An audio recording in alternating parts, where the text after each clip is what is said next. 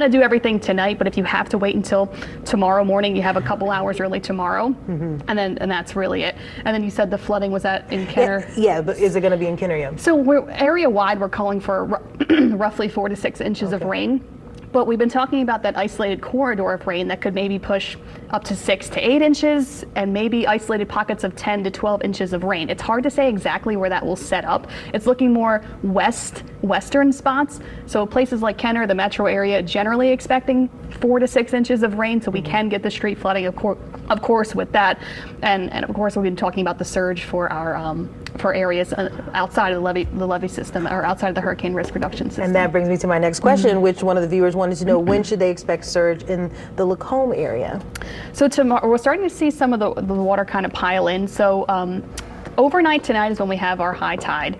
Luckily, tomorrow in the afternoon, when the worst of the impacts come in, will be low tide. I know it's not a huge help, but it's something to kind of pay we'll attention. Take anything, right? So it will be low tide during the afternoon tomorrow. So tomorrow for Lacombe, it's kind of just going to be an all-day sort of water kind of piling in for Wednesday. So surge expected tomorrow throughout the course of the day, and then seeing those conditions rapidly improving for Thursday. So Thursday, our winds will start to come in from the west, and Thursday the water will start to get pushed in the opposite direction. So I think the storm surge will be kind of just bad all day tomorrow, kind of going downhill throughout the day. The worst of it going into the afternoon and evening hours, but then things getting a lot better into Thursday. But I did want to say on Thursday, even though conditions will be improving Thursday, the rain will be done, the storm will be out of here, there can still be standing water. You know, we could still be dealing with river flooding, of course, across the area. So there will be standing water, maybe some additional flooding that's going to be taking some time for it to recede and go down. So even though the storm will be gone Thursday, we could still be dealing with some flooding into Thursday and we've Friday. had those saturated grounds already. And then if you know that your area is prone to flooding, then you are more likely to probably have some more flooding. What about our friends in Slidell? So similar impacts across the board. The heavy rain, the 4 to 6 inches of rain is kind of an area-wide cover our bases, because it's possible that that's the amount of rain that we could get just area-wide. But the localized higher amounts, where we're talking 6 to 10 inches, looks to set up west of the Slidell area, more west, so western spots, so Tangipahoa Parish westward.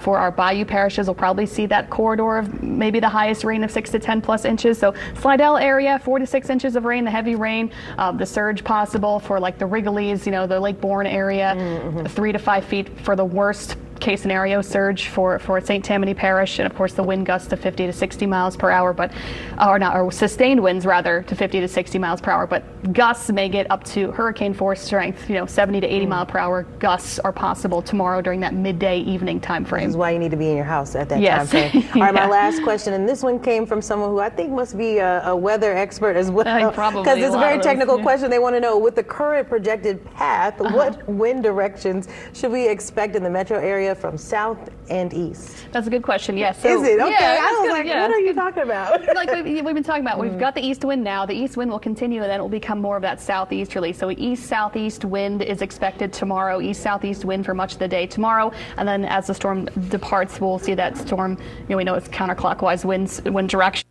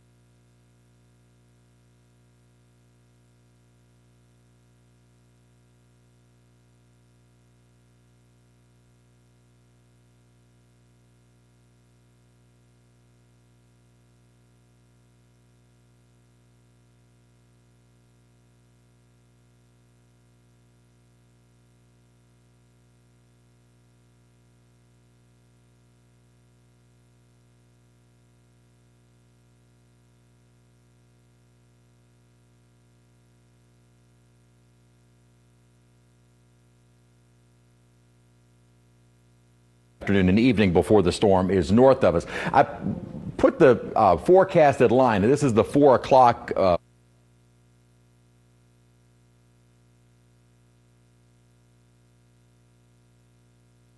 forecasted track, so we will get a new one at 10. But what I wanted to look for is the storm following along with what the Hurricane Center thought it would do as a 4? And sure enough, it is following almost basically right along that center line. So I don't believe we are going to see any real change in the forecasted track. Also, considering the forecast models are right just about in between the middle of our forecast cone. So I don't think we're going to see any real change in the track of the storm. And as far as the intensity goes, most models indicating 1 or kind of quickly lowering as it moves a little bit closer toward that more hostile environment along the Louisiana coastline. So the winds at 75, again, we're not going to get new information until 10. What we have, though, been steadily watching is a very clearly defined eye wall structure out of the Brownsville radar. So if we were just looking at satellite, you would not be able to see that.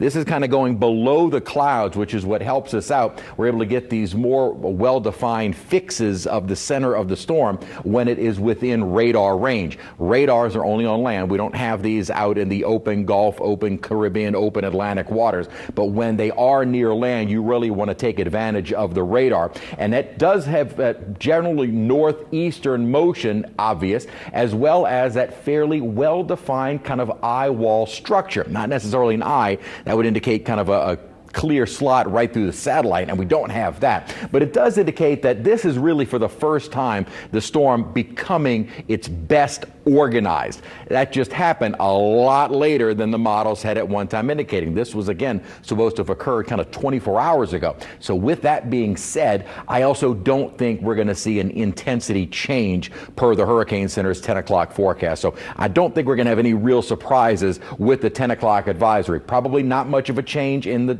track, not much of a change in the timing, and not much of a change in the intensity up to the point of landfall. All good news. We'll be looking for that at 10. As far as the wind field goes, again, we're now finding those 75-mile-an-hour winds within the strongest of the storms right near the center. But those strongest winds are only right near the center. Check out this buoy, which thankfully is very close to the center of the storm. Winds sustained are only just now, over the last couple of hours, reaching tropical storm force. So the wind field for the hurricane is right at the center. It's going to be a very small area. And the tropical storm force wind field is just now starting to spread out from the center. Obviously, we're expecting that wind field to get a little bit larger. Question will be, how much larger does it get as it starts moving toward the coast? Winds will be the main issue. And I tell you what, figuring out the winds over the entirety of our area, very, very difficult. Overall, we'll start to see those winds picking up along the coastline during the morning, more widespread midday and throughout the night.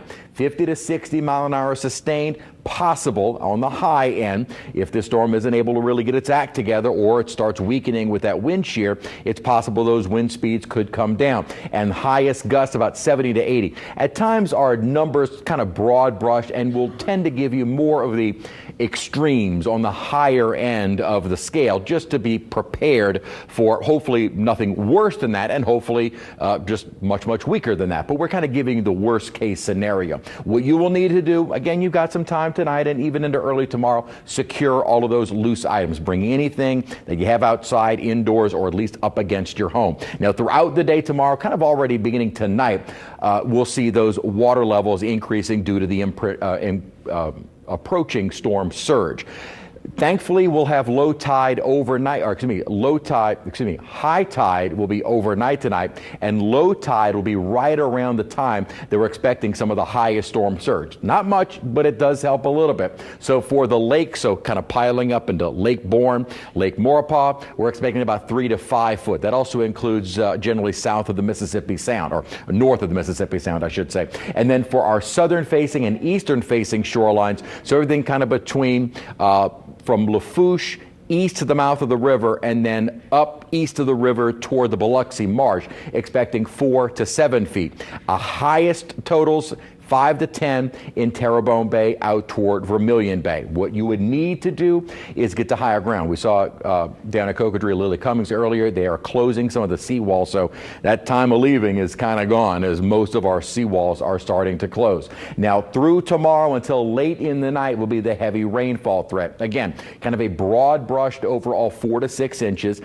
I think that's more on the high end. Isolated, could see some higher amounts and possibly even higher right along the path of wherever Francine is able to make landfall and then continue inland towards southwestern Mississippi. And what you would need to do is obviously just avoid those flooded roads during the day. Winds will start to turn breezy overnight tonight. Again, early in the morning, even toward the midday, you will have some time before the winds really start whipping. If you still have things outside, trash cans, Halloween decorations, bring them in. The last thing we need is a big skeleton tumbling down the street. Through the afternoon and evening is when those winds really start picking up. We're expecting sustained at 50 miles an hour, and winds could gust in the metro area to around low-end hurricane force. Those would be wind gusts, not sustained winds. Almost as fast as it happens during the late night and overnight hours, those winds are already subsiding and changing direction. Subsiding, good news, because if they are below 30 miles an hour, most power crews can start going out, assessing the damage, and begin making the repairs. So hopefully that starts as soon as maybe pre-dawn on Thursday and throughout the day on Thursday. And also what should start to help is the fact that we will have a kind of westerly or west-northwesterly wind, which would then start taking all that water and pushing it back out and away from our coastline. So we should start seeing almost immediately Thursday early morning improving conditions throughout the rest of the day and throughout the rest of the week. Rainfall totals, again, kind of a rough estimate of 4 plus to 5, maybe 6 inches. The higher totals are going to fall within kind of a band of wherever the storm is able to make landfall and then continue inland. That's where we're going to see some of the highest totals. Potential storm surge. These are the feet above ground level and along the coast, generally Cocodrie, so western and central Terrebonne Bay, out toward Vermilion Bay, we're looking at about 6 feet. At one time, some of the heights had also been in some spots near 9. That seems to have backed in a little bit because we're not expecting a Category 2 at landfall. We're expecting a stronger Cat 1. Inland, though, that water will be able to make its way up toward Morgan City and even Pierre Part, so kind of up into the Atchafalaya Basin, up along the Louisiana coastline at 3, maybe pockets of 6, especially again in Terrebonne Bay. Barataria Bay, we're looking at probably about 1 to 2, or excuse me, 1 to 3, as kind of the same out toward the Biloxi Marsh. And then in the lakes, again, low end 1 to 3. The higher end of that could be 3 to 5. And that would be, I think, at the extreme with this storm making landfall early tomorrow morning. The tornado threat will also be there, but that always is secondary to the stronger winds. The tornado threat, we tend to see almost numerous tornado warnings issued throughout the course of the evening and night with a landfalling storm. And notice it would all be generally on the eastern side of the storm. They tend to occur within already heavy rain and strong winds. So you might find winds gusting up to 65 to 70 miles an hour, and then a weak EF0 or EF1 tornado with winds of 75 to 80 miles an hour. So they tend not to be a lot greater than what the surrounding winds are, but that is certainly a possibility and something we'll have to watch for through the course of the afternoon and evening. And again, that is all in really the northeastern quadrant of the storm. What will start helping us, what we were talking about earlier with that forward speed, is this. This is an upper trough that is moving out of northern Mexico and Texas. As that nears where Francine is, it will start picking up that forward speed, and that's why we're expecting the storm to kind of move in and out very, very quickly. Trough not impacting it just yet. May start to see that during the overnight, and certainly early tomorrow. That will start speeding that storm right along toward the coast with increasing wind shear and increasing drier air, which as that wraps around could help to limit or weaken the storm, limit the strengthening or start weakening the storm as it nears the coast. And definitely that dry air wrapping around on the southern and eastern side will help us out with regards to some of those higher rainfall rates. So we will hopefully get into that drier air, and that will start to immediately kind of evaporate some of that potentially heavier rain. So that is all, again, working in our favor. Looking at radar at the moment, generally this has been kind of somewhat associated with the broad overall structure, kind of the large overall upper pattern of Francine.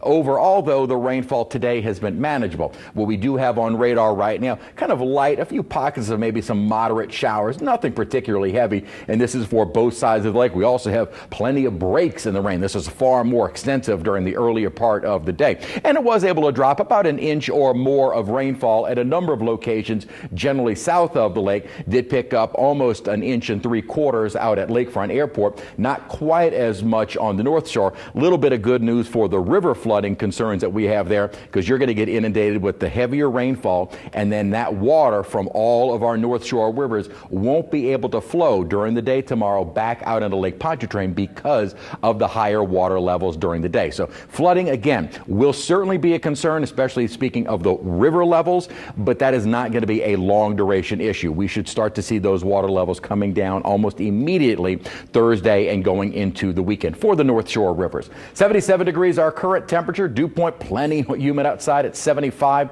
Temperatures have been kept in check all day. Actually, I need to go back and look at what the high for the day was. We've generally been in the 70s all day. We're going to stay in the 70s during the day tomorrow. Our 7-day forecast, high temperatures only in the 70s, that rain chance throughout the day. It looks like we'll get maybe an occasional break, but for the most part, it'll at least be kind of a light to moderate steady rain with pockets of heavier rain. We'll also be looking at the tropical storm and possibly hurricane force winds. The hurricane force winds sustained are going to be in a much more isolated band of wherever Francine comes inland. Could see a few showers kind of early Thursday morning. I'm talking midnight, 1, 2 a.m., and then wrapping up for the rest of the day. Most of Thursday will be dry and improving conditions. Less humid, not bad after the storm. So for those without power, it is not going to be a hot stretch of weather. A little bit warmer toward the weekend, but manageable. We're not talking mid-90s and heat into season, the triple digits. So thankfully, while a lot of folks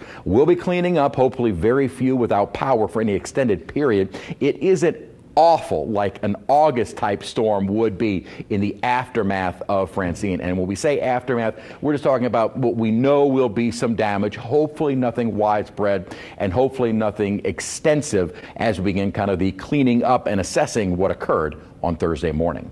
Yeah, let's all hope for that. Thanks so much, Chris. We appreciate that. Getting the latest from him. Of course, we're all waiting for that 10 o'clock update from the National Hurricane Center, the new cone, the new anticipated track. We're getting so close to when this is going to make landfall, really less than 24 hours from now.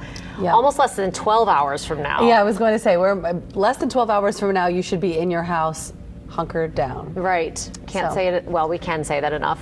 I hate that term. We hate that term, but it is what it is. It is what. Yeah. In an absence of a better term, hunker down by 8 a.m. tomorrow.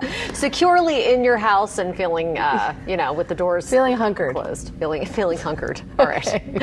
Yes, that's where you should be. Yes. In less than 12 hours from now. But we've been continuing to cover this storm.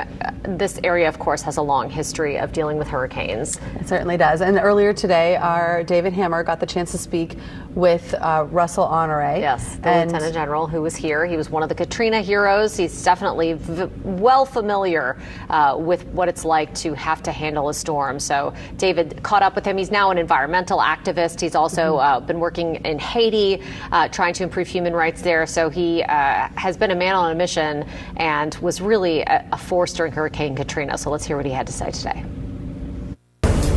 Lieutenant General Russell Honore, thank you so much for joining us.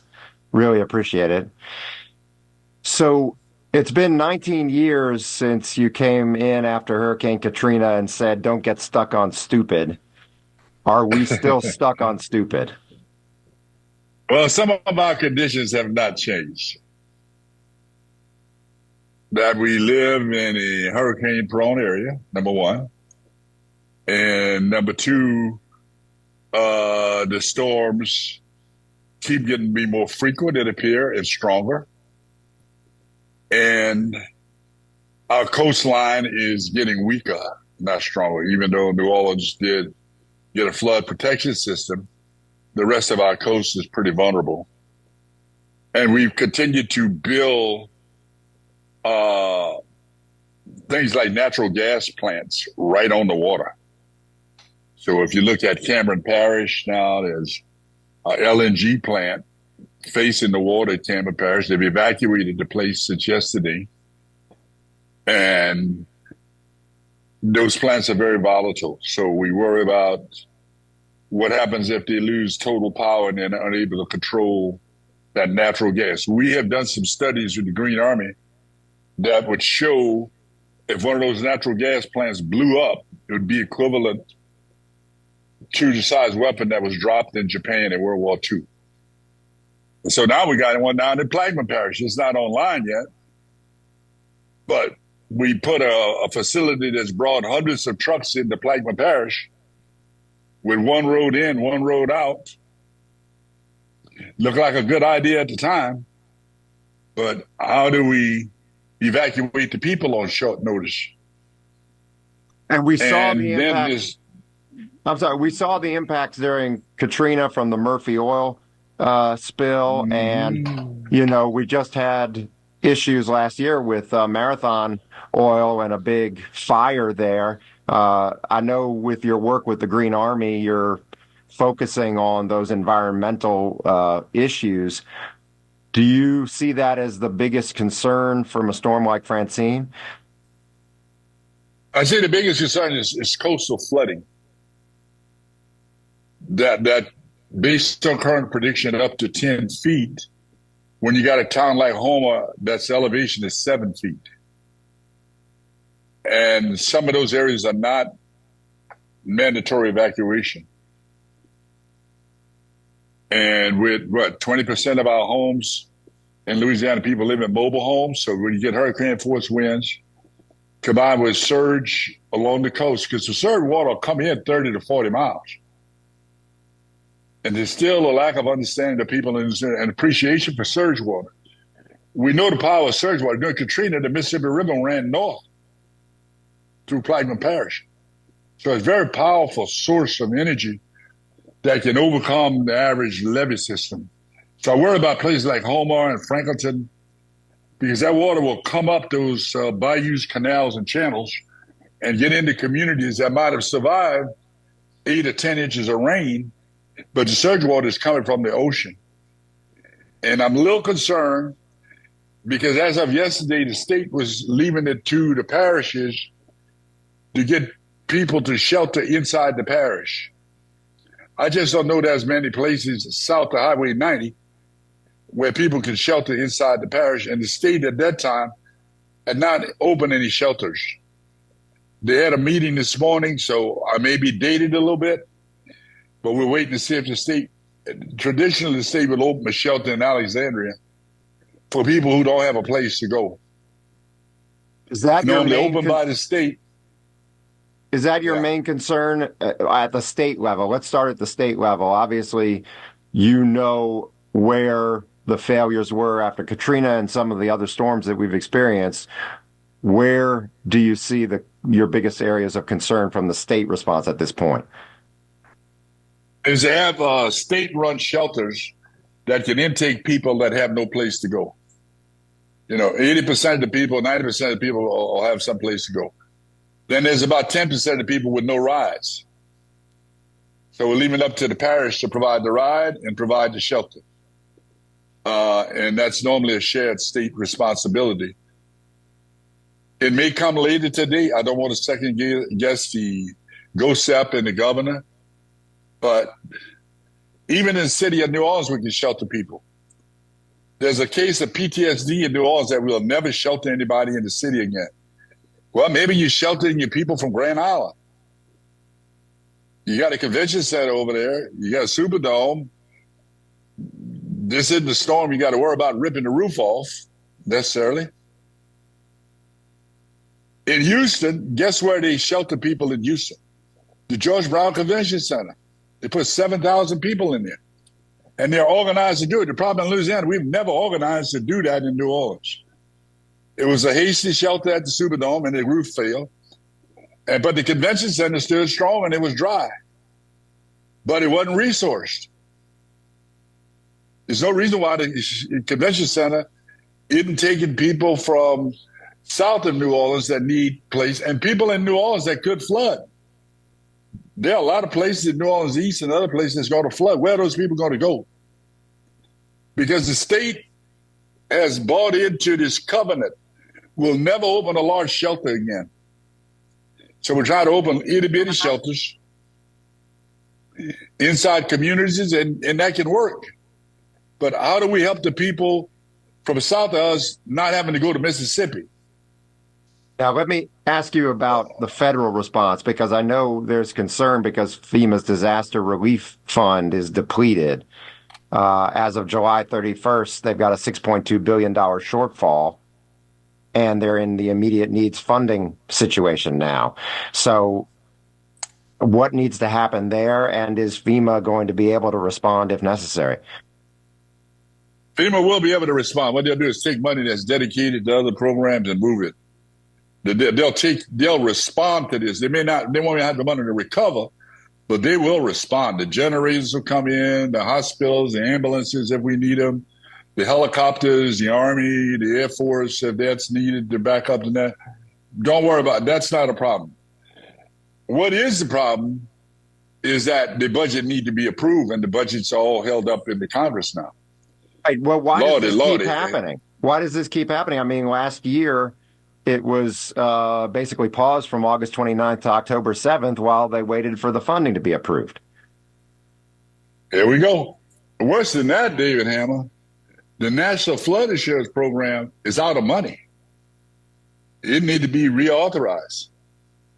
Now, I saw this morning Senator Kennedy is advocating to get that thing out of the Senate. The problem is that there are other senators, and he has such a great relationship with all the senators from up north and people from the other. His charisma and great way of communicating with everybody else. They're not enthralled in helping him do something, if you understand what I'm saying in a sarcastic way.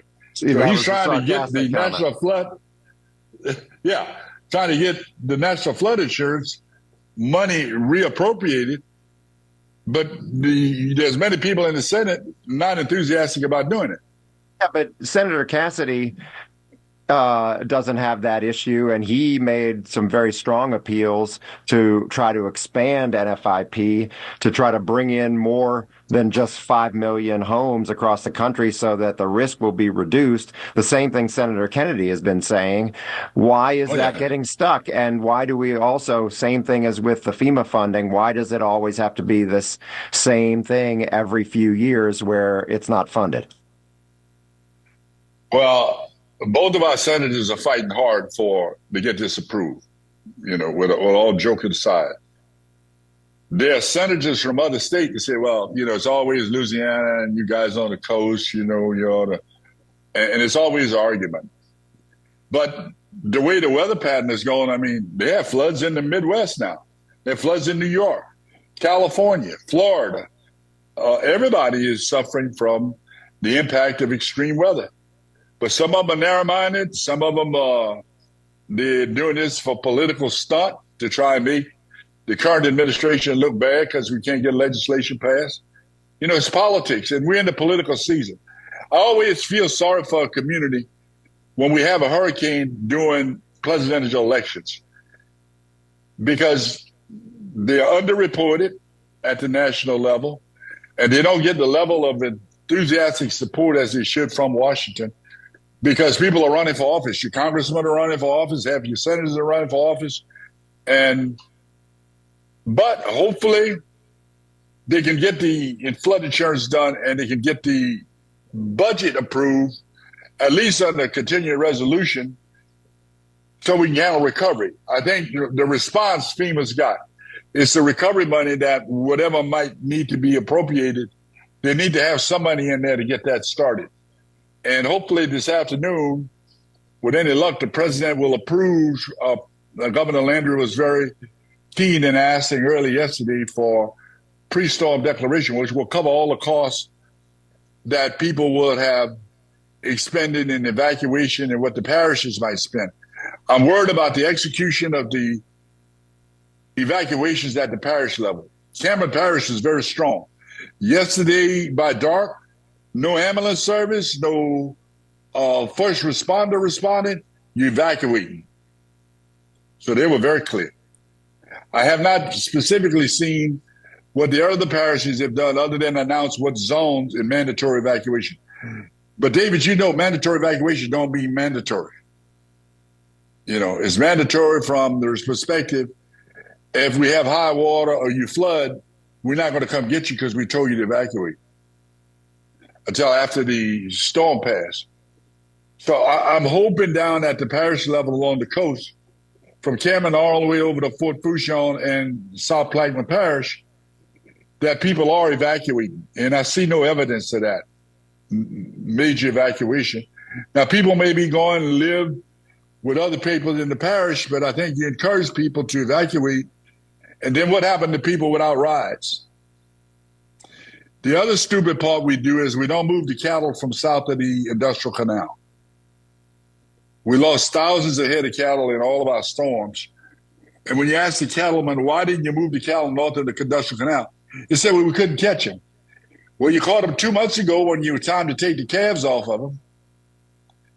And the reason it's not done, if they lose cattle, the USDA have a program will pay them for those cows, plus a calf.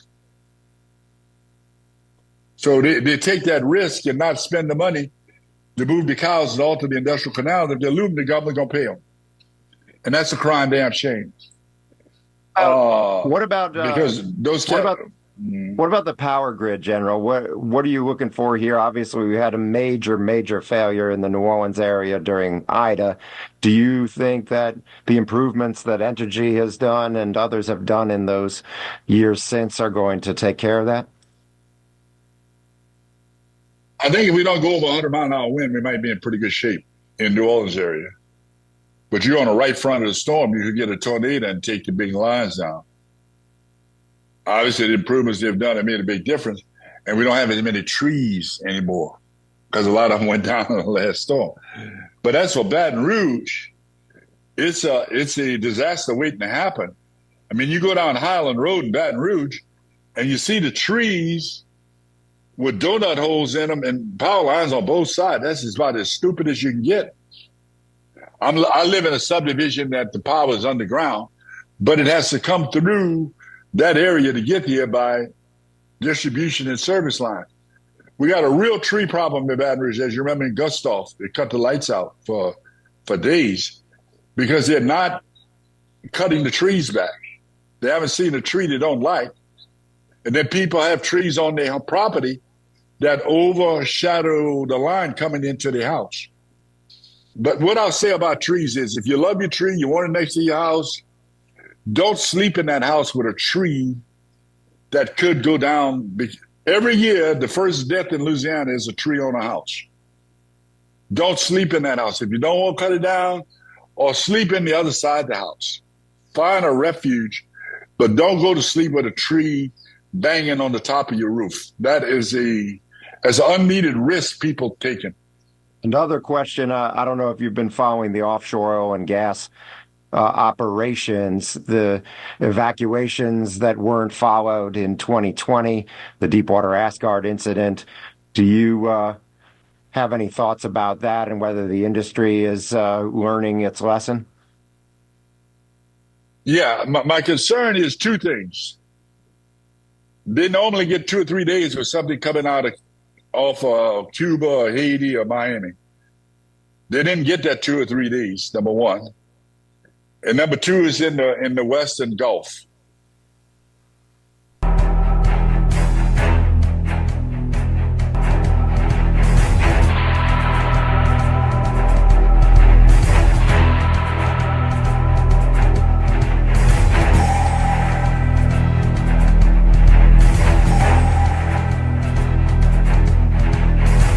Done proper risk mitigation and got those men and women off those rigs that are at risk. And a lot of them get paid big money for this. I just hope they're doing the right thing and getting those crews out today, because tomorrow the winds will be untenable. Helicopters won't make it out there. Small craft won't make it out there. Oh, General, is there anything else that you want our viewers to know? Obviously, you're perspective on this is invaluable. You've seen it from every angle. Yeah, if you got friends and relatives along the coast, tell them empty the freezer, come on up, we'll have a barbecue tonight. Get the hell out of there, please. Friends and relatives, get away. You can always go back. But if the surge water get worse, the other thing is I'm concerned about is the people in the river parishes between Baton Rouge and New Orleans. If the storm variant goes through there with 80 or 90 mile an hour wind between Baton Rouge and New Orleans, 150 chemical plants.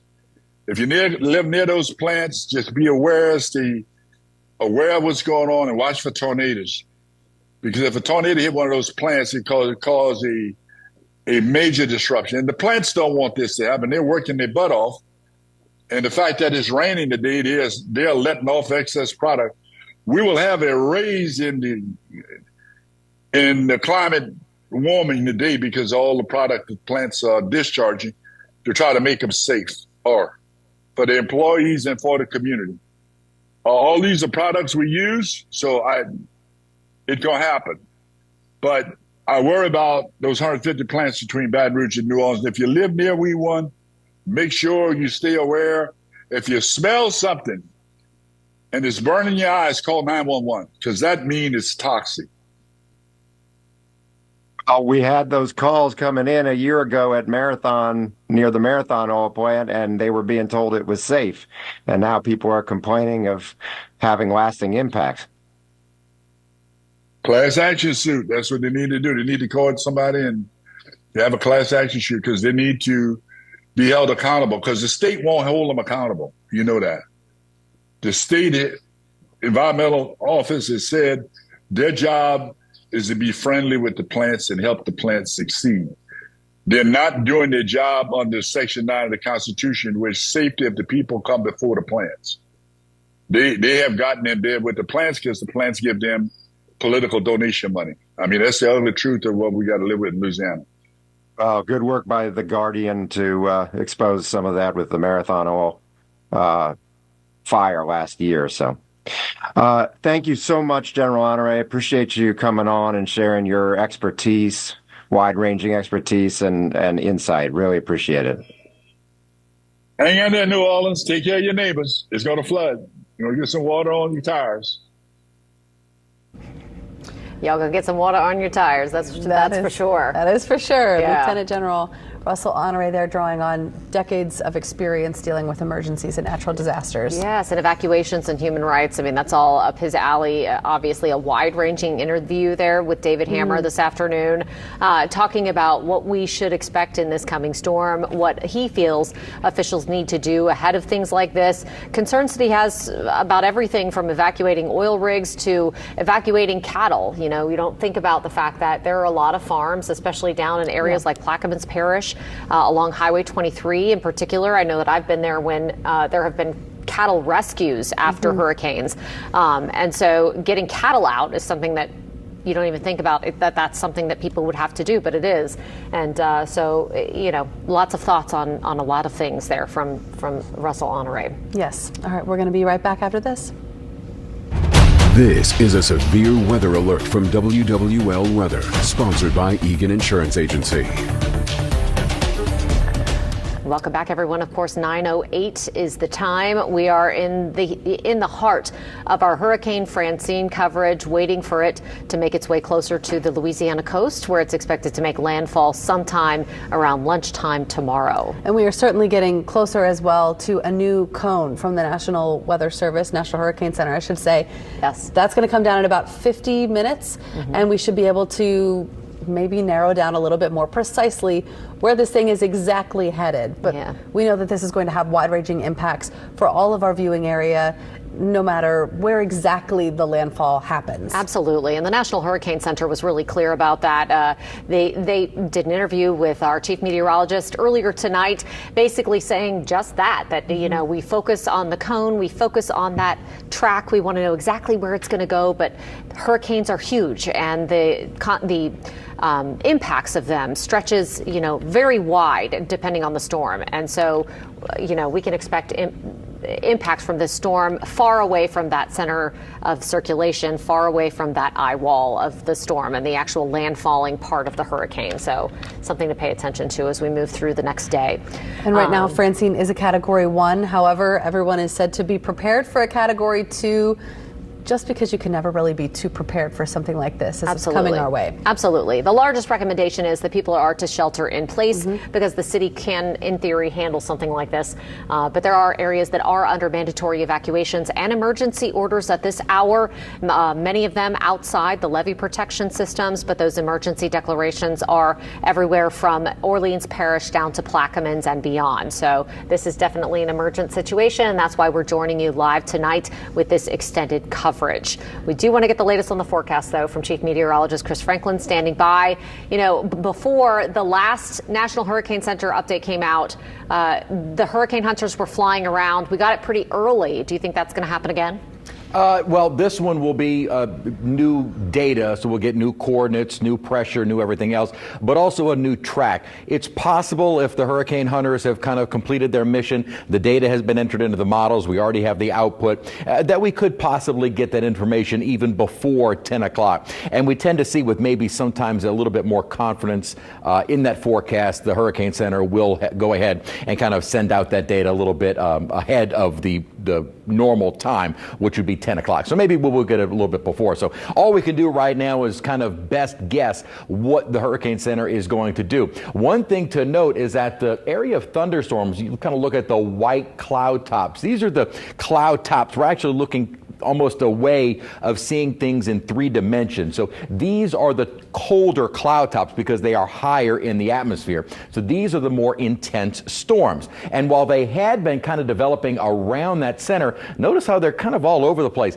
This storm has struggled. Dry air has really played a huge role. Let me go back here in the structure of the storm. Now, with regards to the motion, I also plotted on here the 4 p.m. forecasted track, but just looking at the center line. And what you watch is the center of the storm is basically following right along with what the Hurricane Center said it would be going as of 4 o'clock. So I don't think we're going to really see a change in the forecasted track. Might have seen a little bit of a jog to the east, although when you look at the models with regards to the cone itself, it still falls basically right in the center. So I don't think, mainly because the storm is kind of following with what they thought it would do at 4 o'clock thus far over the last several hours, I don't think we're going to see a change in the track. So let's kind of look at the structure of the storm and see if maybe they think it's intensifying faster or not. And it really has been looking like not. Right now, that little area of convection kind of firing up right here is really a part of more of a broad area of thunderstorms. Let's see, is that the center of the storm? No, it's down here. So the center is kind of moving out this way. The stronger storms, though, are out on the western side. It may still be that drier air kind of wrapping around. Now, what you do also see is that kind of well-defined, almost eye structure that looks like it's kind of broadening out a little bit. One thing I was pointing out was what had been earlier a very large, broad kind of eye concentric structure of rain wrapping around a very large base, so kind of a large area of low pressure. That did seem over the last several hours to kind of tighten up a bit. It looks like it's right about there now, and that is about where the new center will be as of around the 10 o'clock advisory. Moving to the new, certainly moving toward the northeast. But as far as the structure of that goes, it definitely looks like it's not as impressive as it was earlier. So I don't think, kind of trying to guess what the Hurricane Center is going to say at 10 o'clock, I don't think we're going to see an increase in the strength. They'll probably maintain it at 75 miles an hour. Motion northeast, maybe a little bit faster than 10 miles an hour. And I also don't think we're going to see a change in the track. We'll see if maybe there's an adjustment with the intensity at landfall. Still most likely a Category 1, but just exactly how strong of a one at landfall, as well as the timing. I don't think that's going to really change either too much.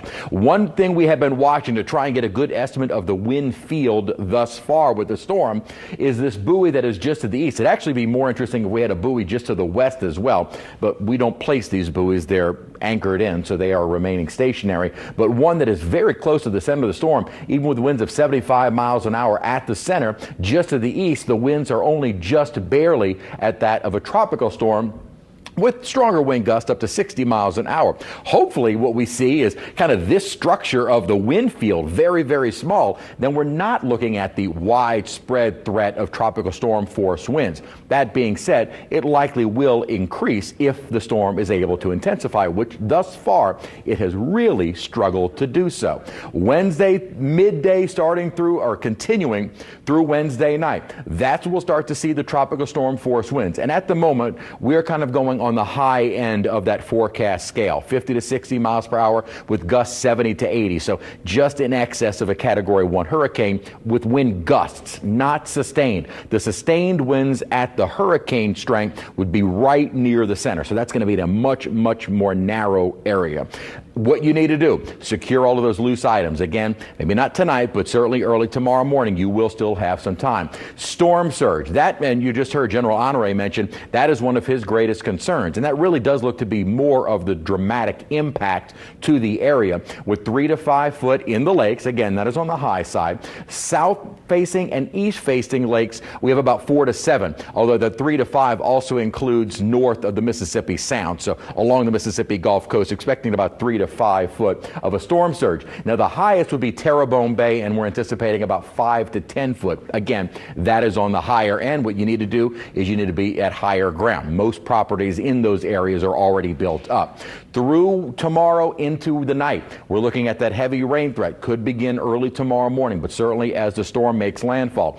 Widespread, we could see 4 to 6 inches of rain, and then isolated higher amounts, and definitely more within the path of the storm. Make sure you avoid those flooded roads. You just don't know how deep it is. You don't know where you're going to have a pothole or a divot. Sometimes you can't tell where some of our canals begin and end. So just a good idea tomorrow, especially through the afternoon and evening, to just stay put and hang there until Thursday morning. Winds will start picking up throughout the day. We are looking at the likelihood of 15 to maybe 30 miles an hour during the afternoon and evening, 45 to 50 miles an hour at the peak, with some gusting over 70 miles an hour. Quickly, though, by the latter part of the night and into early Thursday morning, winds, while still breezy during the day, already coming below the criteria for Entergy crews to start going out and making repairs. So that duration of the strongest winds, where the Entergy crews, the power crews would need to be kind of kept in place,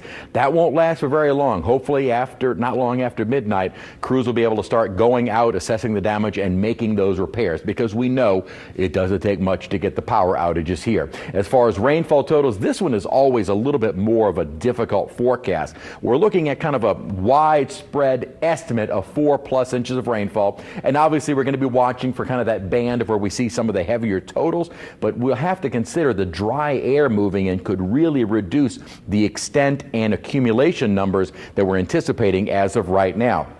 What tends to be a little bit more straightforward in forecasting is the storm surge. And again, we're looking at usually the highest levels. Now, this is kind of the best estimate for the height above ground level, and generally the focus has been across more Terrebonne, St. Mary Parish with the 6-foot storm surge, and then elsewhere we've generally been looking at 1 to 3. In the highest kind of possibilities of those numbers, 3 to 5 in the areas highlighted in yellow, so that is getting into the lake. And again, that is getting into the lake, so it floods into the river parishes. Hopefully, Corps of Engineers will have that structure to stop that from happening fairly soon. I think maybe next year, the year after that. But that water starts flowing into the river parishes, because once it moves into Lake Pontchartrain, it hits the levees in Orleans and Jefferson and has to make its way toward kind of the spillway and beyond through the river parishes. Also, North Shore, St. Tammany, and Tangier Parish along the Mississippi Sound, and generally from the mouth of the river east and up toward the Biloxi Marsh. For the mouth of the river west toward Grand Isle, 4 to 7, and then Terrebonne Bay, Vermilion Bay, expecting around 5 to 10, again at the very most. We'll also be watching with the storm making landfall, and even just ahead, the northeastern quadrant will be where we have a threat for tornadoes. So the low end, slight risk of severe weather is mainly from some of these brief, weak tornadoes that are easily kind of spun up from these landfalling hurricanes. I mean, we see them with tropical storms all the time, so this is a very common occurrence. What will begin that quick forward speed, or that increase in forward speed, is this. This is an upper trough that we see deepening over central Texas. As it moves a little bit closer to the Texas coast, it will start to push the storm along at a much faster speed. So we will begin overnight tonight seeing that forward speed, which is only at 10 miles an hour, begin to increase. And that forward speed should remain high throughout landfall and beyond. With that upper troughing and what we already have present over the northern Gulf Coast is strong wind shear as well, which is why we've been saying the Gulf of Mexico, the somewhat more hospitable environment, that window was going to be closing fairly quickly. And I will say that window doesn't have a whole lot more time to stay open. By early tomorrow, now this is 4:30, but really by early tomorrow morning, it will start to encounter that wind shear and start possibly weakening the storm. If it is through the night tonight, somehow able to strengthen a bit, it might hold on to that strength before landfall. If not, if it kind of remains the way it has been, I don't think it's going to last too much longer beyond landfall, let alone once it is well inland, which is all good news. And hopefully that is a trend that continues. We're also going to be watching this dry air. It seems at the moment to have kind of tapped into a little pocket of some moisture, but also some kind of atmospheric analyses of the storm have found other little pockets of dry air that may be what's kind of helping to kind of weaken the storm once again. As far as the impacts to us with that dry air wrapping around, as it comes around on the backside, by later in the afternoon and evening, that may help to start immediately eroding away a lot of that heavier rainfall, to where maybe by Wednesday night and going into Thursday, certainly a lot of that rainfall starts wrapping up. If that is the case, then we might only have a much smaller window for some of the heavier rainfall totals, and that would immediately decrease some of those higher amounts of 4 to 6. Really, I think the flooding is kind of secondary to the storm surge and the possibility of those strong winds across the area. Okay. We'll have to see what happens as we move through this tomorrow. Thank you so much, Chris, for your insight, as always. Now, before any of this happens, one of the things that we always talk about is power outages. And unfortunately, we have been seeing some power outages in random neighborhoods throughout the evening. I don't know if it's related to the rainfall that we've been seeing or what the cause is. Well, the lights were off and then back on in the 7th Ward and Desire and near St. Rock. That has been settled. And now, if you take a look at the map here, this is all of Lower Lafitte. This is about Lower Lafitte, 375 customers, I believe. And Katie, you found out the reason for this. Yes, I spoke with a Jefferson Parish official who said that a car hit a utility pole and knocked out power to that entire area. So that's one of the areas I believe that's under a mandatory evacuation order right now, or highly suggested that people evacuate. You know, the parish president was saying that during her news conference earlier today, because, you know, this is an area that tends to flood and is vulnerable. And so that may be an area where there aren't a whole lot of people at this hour, hopefully. But apparently Entergy is on the way to try and get the power back on. And that would be lovely to have it back on before any potential re-outages tomorrow. Once the hurricane moves through, yes. But we are going to check in with Alyssa. Alyssa was out at the previous power outages that were in the Marigny area earlier. You know, this is not really giving people a whole lot of confidence before we move into this storm situation tomorrow, Alyssa.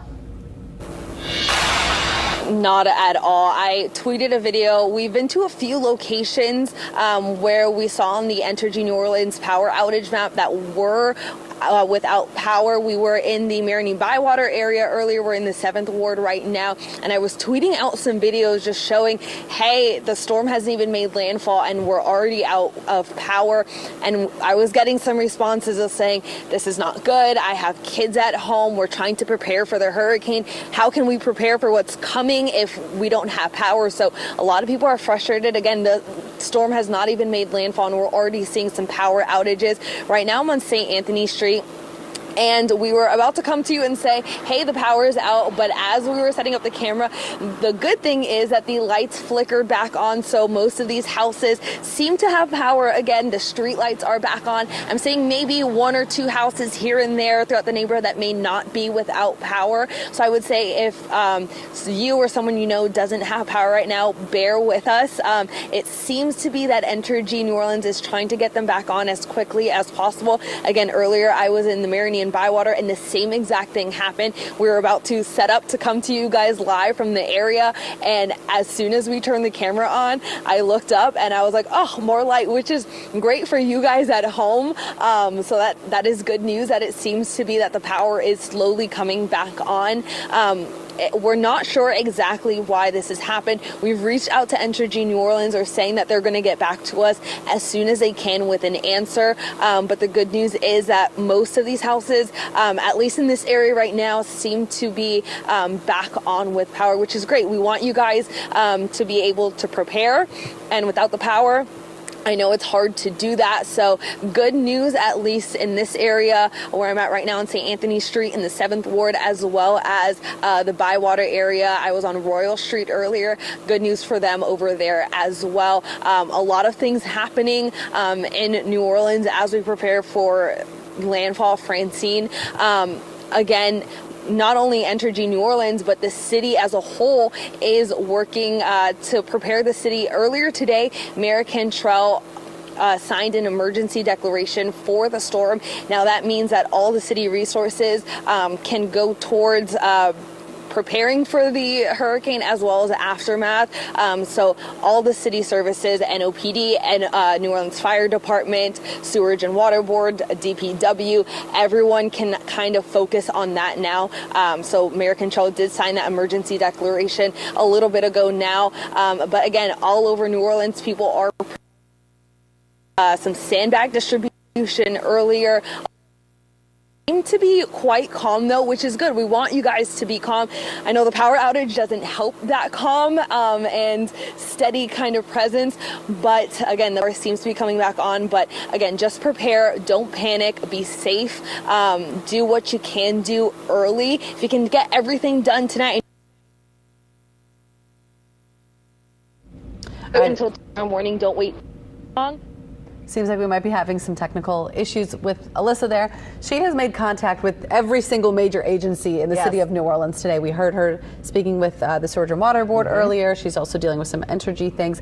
But I do want to ask, we kind of talked about this a little bit earlier, but where the pump situation is in New Orleans, in your expert opinion, how are we doing? Can you paint the picture of how ready we are? I mean, I think we're as ready as we can be. Ghassan Corban and the Entergy Power and Pumping Dashboard says that we have 90 of 99 major pumps operational and available. So that's a good sign. Yeah.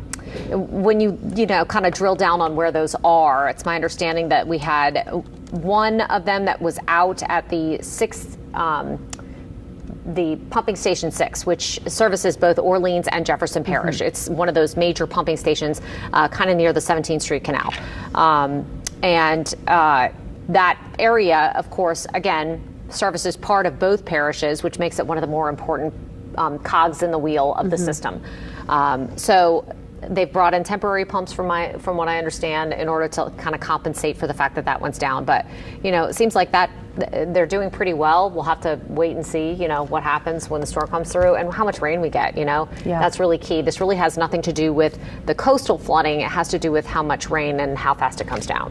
Yeah, and the wait and see is the hard part because we aren't sure yet exactly how much we're going to get. We won't know until it happens. Yeah. So we just have to kind of hope that what we have and all the backup power that is there works properly and is enough. Yes, the power situation's great. They're looking good. They've got those 2 turbines. Who knows if they're going to continue operating when we go through this storm. Things always can happen. But right now, they need 44 megawatts of power to run the drainage system at capacity all at the same time.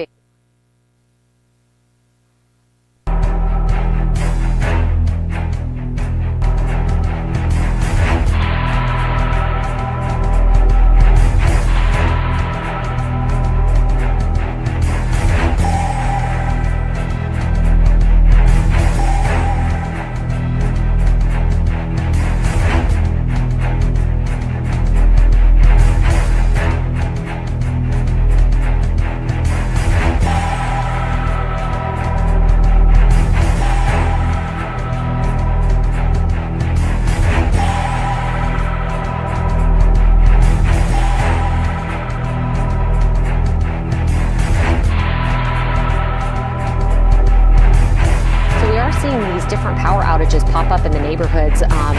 This is in St. Tammany Parish with Clico. As Alyssa just mentioned, there have been several spots in New Orleans that have lost power tonight.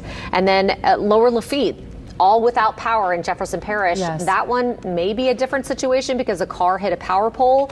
But that area is supposed to be under an evacuation order right now. So it'll be interesting to find out what more there is to that story as this day plays out. Yeah, and what more if they can get the power back on before anything gets worse. Right, before the hurricane comes through. Hours. We're going to have more coverage for you right after this.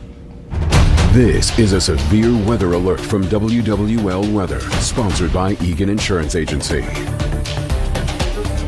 Welcome back, everybody. It's almost 9:30. It is Tuesday night. We are giving you continuing coverage of Hurricane Francine as it continues to churn in the Gulf off the coast of Louisiana. Yeah, we've been talking about this all day long and kind of tightening up the timeline as well as the cones to kind of figure out where exactly this is going to hit and what the impacts might be. Yeah. The moral of the story is if you haven't already done it, time is pretty much out. Yes, you need to make all of the preparations that you need to make. Those need to be done now if you can. I know it's nighttime, it's dark outside. Couldn't hurt to just run out there and get some stuff done if it's safe to do so. Yeah, we have already seen some rain in some of the areas of all the parishes that we cover, some wind picking up, but so far nothing too extreme. Right. We are, again, seeing some power outages, however. Entergy New Orleans, Clico, many different places reporting sporadic power outages in various neighborhoods. One of them being Lower Lafitte. We hear in Jefferson Parish a car hit a power pole. All of Lower Lafitte, which is about 300 plus customers. 375. Yeah, all do not have power at this hour. So that is not a good sign leading into a storm where we're about to have a hurricane hit. Yeah, that area is under a mandatory evacuation. So while it is 375 customers, we're not exactly sure how many people are actually in their homes there. Right. Or what Entergy could maybe do to fix the power pole before morning. Yeah. We'll see. I've been looking at the Clico map because there are some outages in Slidell. Those don't have reasons listed. There's no causes. They'll say causes unknown, and they're generally fairly small. But still, when you're preparing the night before a hurricane, having power to be able to make those last-minute preparations really helps. And it's not exactly a confidence booster going into a storm to know that the power's already out before the winds have picked up, before you've seen that real inundation of rainfall, possibly storm surge in some areas. So it is a little bit unnerving to have that happening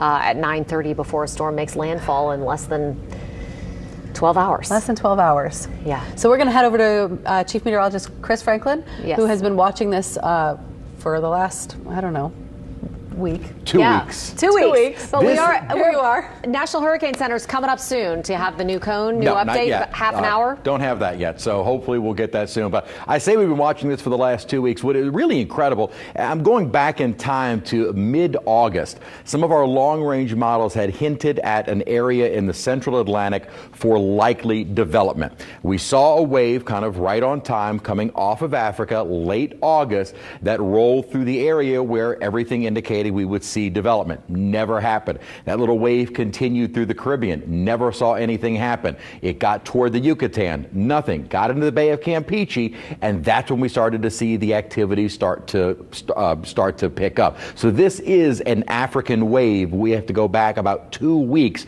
from when it first emerged off of the coast. So this is in fact one of those waves. It just took a kind of odd route toward us. We had mentioned how often we tend to see storms that are coming at us from the southeast. Not all, but more frequently it tends to be. But this is actually an African wave that kind of took the long way around to come back up toward Louisiana. I wanted to just kind of update what we have going on at the moment. Shower activity has been a little bit more confined, at least the last hour, in terms of moderate heavy rain right along the coastlines. We've got some showers passing through Galliano, Leeville, down to Port Fourchon and Grand Isle. So far, all manageable. Widening out radar, though, you can already start to see. Now, these are the radars out of Houston. We have kind of, it's a more of our Gulf Coast radar network. So it's from Houston, Fort Polk. We have the Hammond radar, Mobile, and we're already starting to pick up on the Houston radar. We can clearly see it, though, from our Beaumont radar. I have to kind of put that in our list of radars to start getting the low level of the single site radar returns. But you can kind of see what the structure of that center is trying to do, or where it's trying to show up now as it's starting to move almost within our Houston radar. There may be a period here where it's kind of outside of radar range. We might kind of start to lose that structure, because that really is more telling with the structure of the center of the storm and what it may be trying to do.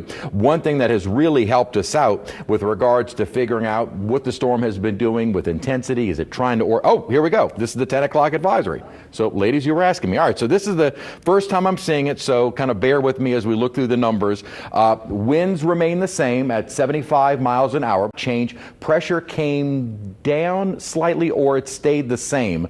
I can't remember the pressure at the 7 o'clock advisory, but if it did come down, it only came down by maybe 1 millibar, and it certainly doesn't look any better organized. So as I said, no big surprise. It still has winds of 75 miles an hour. So it's still a Category 1. What we had been watching is that kind of clear circulation and kind of what looks to be almost a broad eye structure, not nearly as impressive as it was earlier. So we'll see if it's able to maintain any terrain. At least as of the 7 o'clock advisory, strengthening has not increased. It's not intensifying. It's kind of holding steady. So let's take a look at the new cone. Nothing really has changed at all. Landfall still looks to be about the same, kind of late afternoon, evening, and still, I don't want to say only, still as a Category 1. So we are not expecting any real rapid intensification. That looks to be almost off the table, though the Hurricane Center is still maintaining it will get some strength. But note, as it heads towards 7 a.m. tomorrow, so through the overnight, and for our 7 o'clock advisory,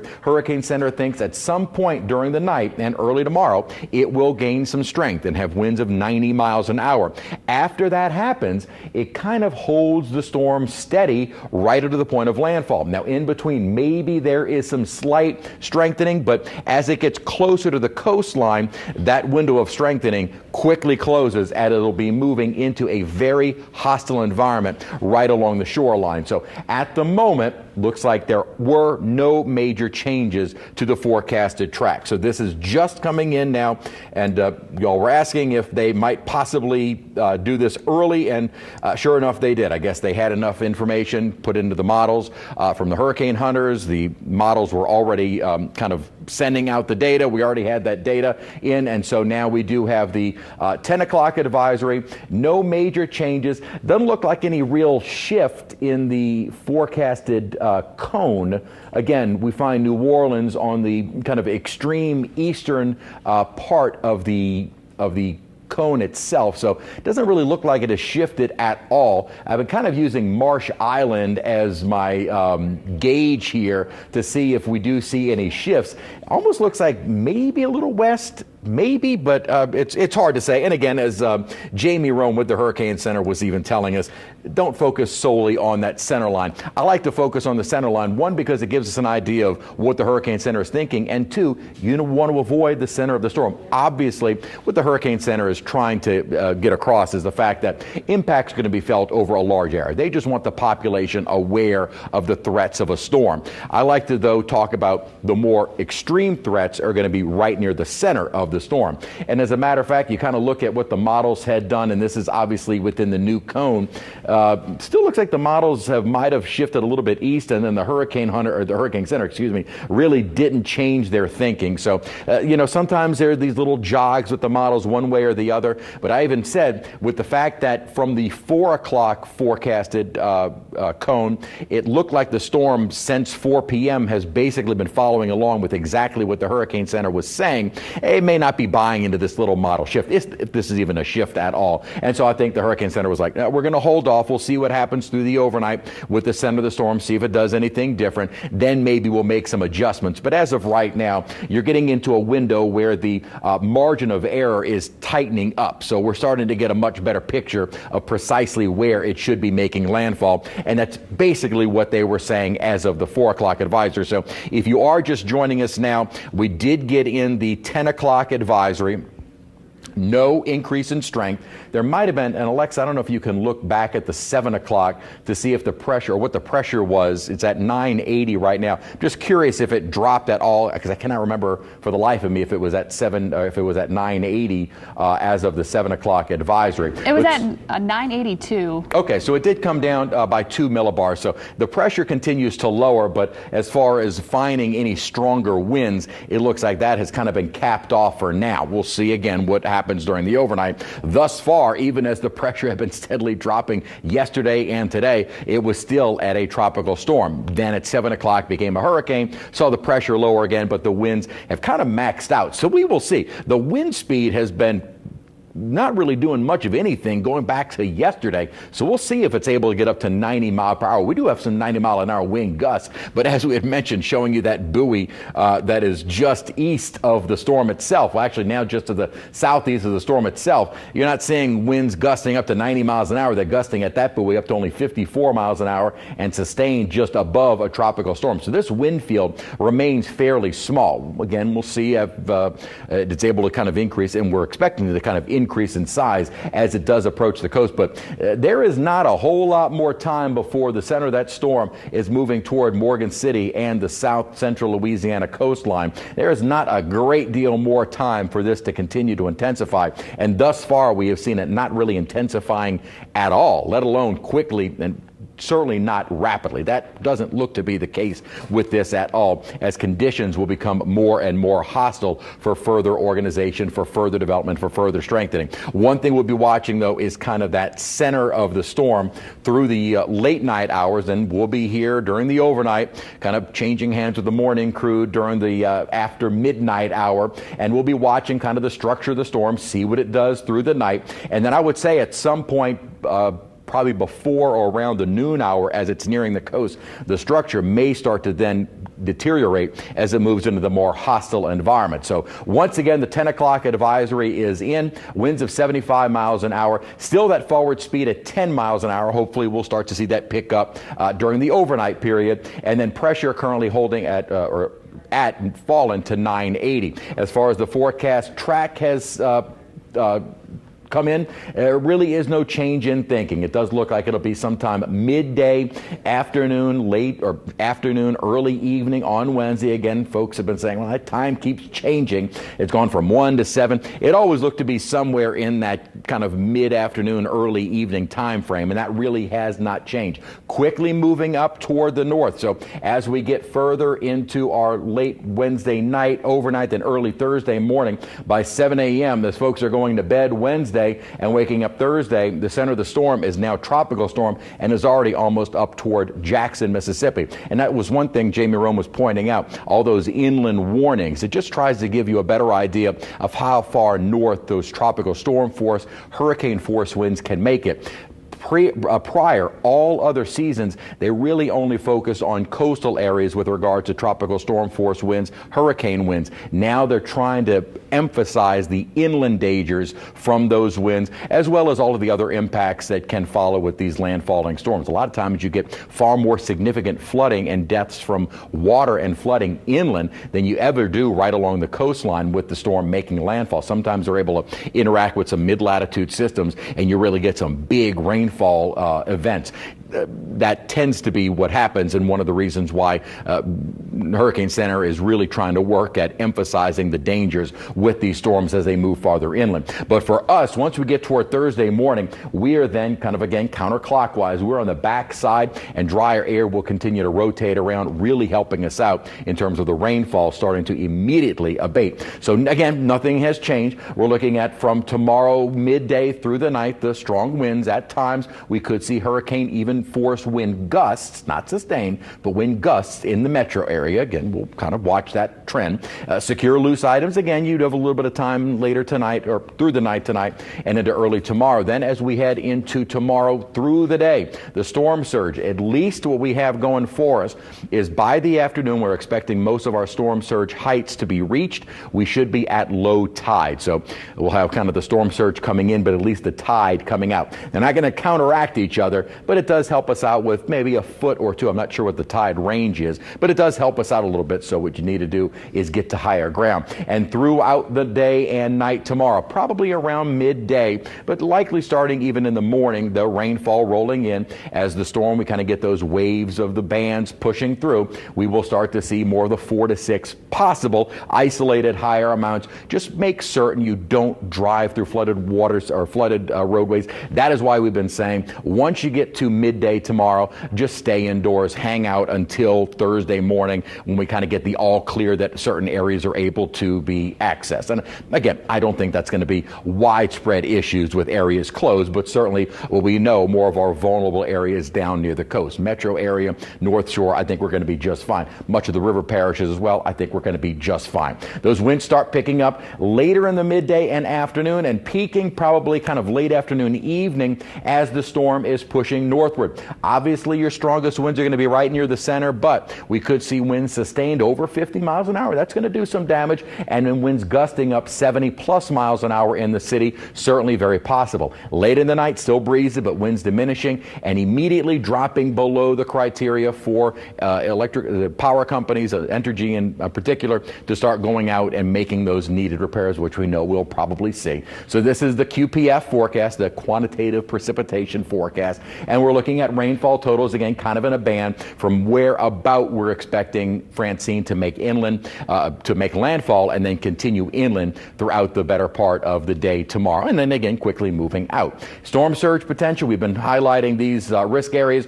generally from Terrebonne Bay toward Vermilion Bay, and then as far as the highest totals, we're anticipating 3 to 5 feet in the lake and along our coastlines, 4 to 7, well, from the mouth of the river east toward the Chandeleur Sound and Mississippi Sound, and then for Barataria Bay, 4 to 7, Terrebonne, and out toward Vermilion, looking at about 5 to 10. Also, we'll be watching for tomorrow. Again, not looking at a huge issue with the storm threat with tornadoes, but there will be a threat for tornadoes. Sometimes folks are like, wait, I thought we were talking about a hurricane, not also tornadoes. They tend to be very brief, weak, usually EF0, maybe EF1. They typically are maybe just a little bit stronger than what some of the wind gusts will be as they move through the region. That will be something that at one point we'll have countless little warnings being issued with during the course of the storm making landfall and pushing on land. They tend to be more in the middle of some of the stronger wind gusts, and sometimes it's hard to even differentiate if you do get a little bit of damage, whether it was from some of this hurricane force wind gusts or from some of these smaller tornadoes. Just know that we'll probably have a watch issued at some point and may see several warnings from kind of radar indicating a little bit of rotation within those thunderstorms. So to kind of recap what we're looking at, we did get the 10 o'clock advisory, really no changes. It is still a hurricane with winds maintained at 75 miles an hour. No change in thinking, looking at landfall sometime afternoon, early evening on Wednesday as a Category 1. It looks almost like that possibility of a 2. We always talk about,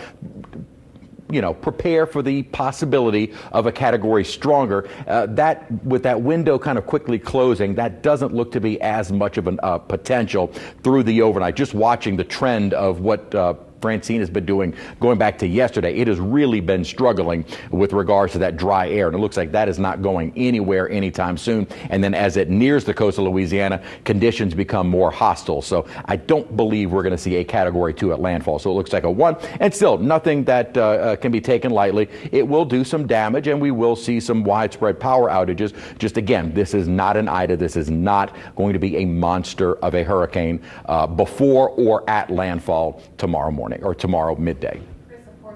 Chris, can you hear me? Yes. Of course we have some questions. Of course we do. Us have questions? Never. Me? What?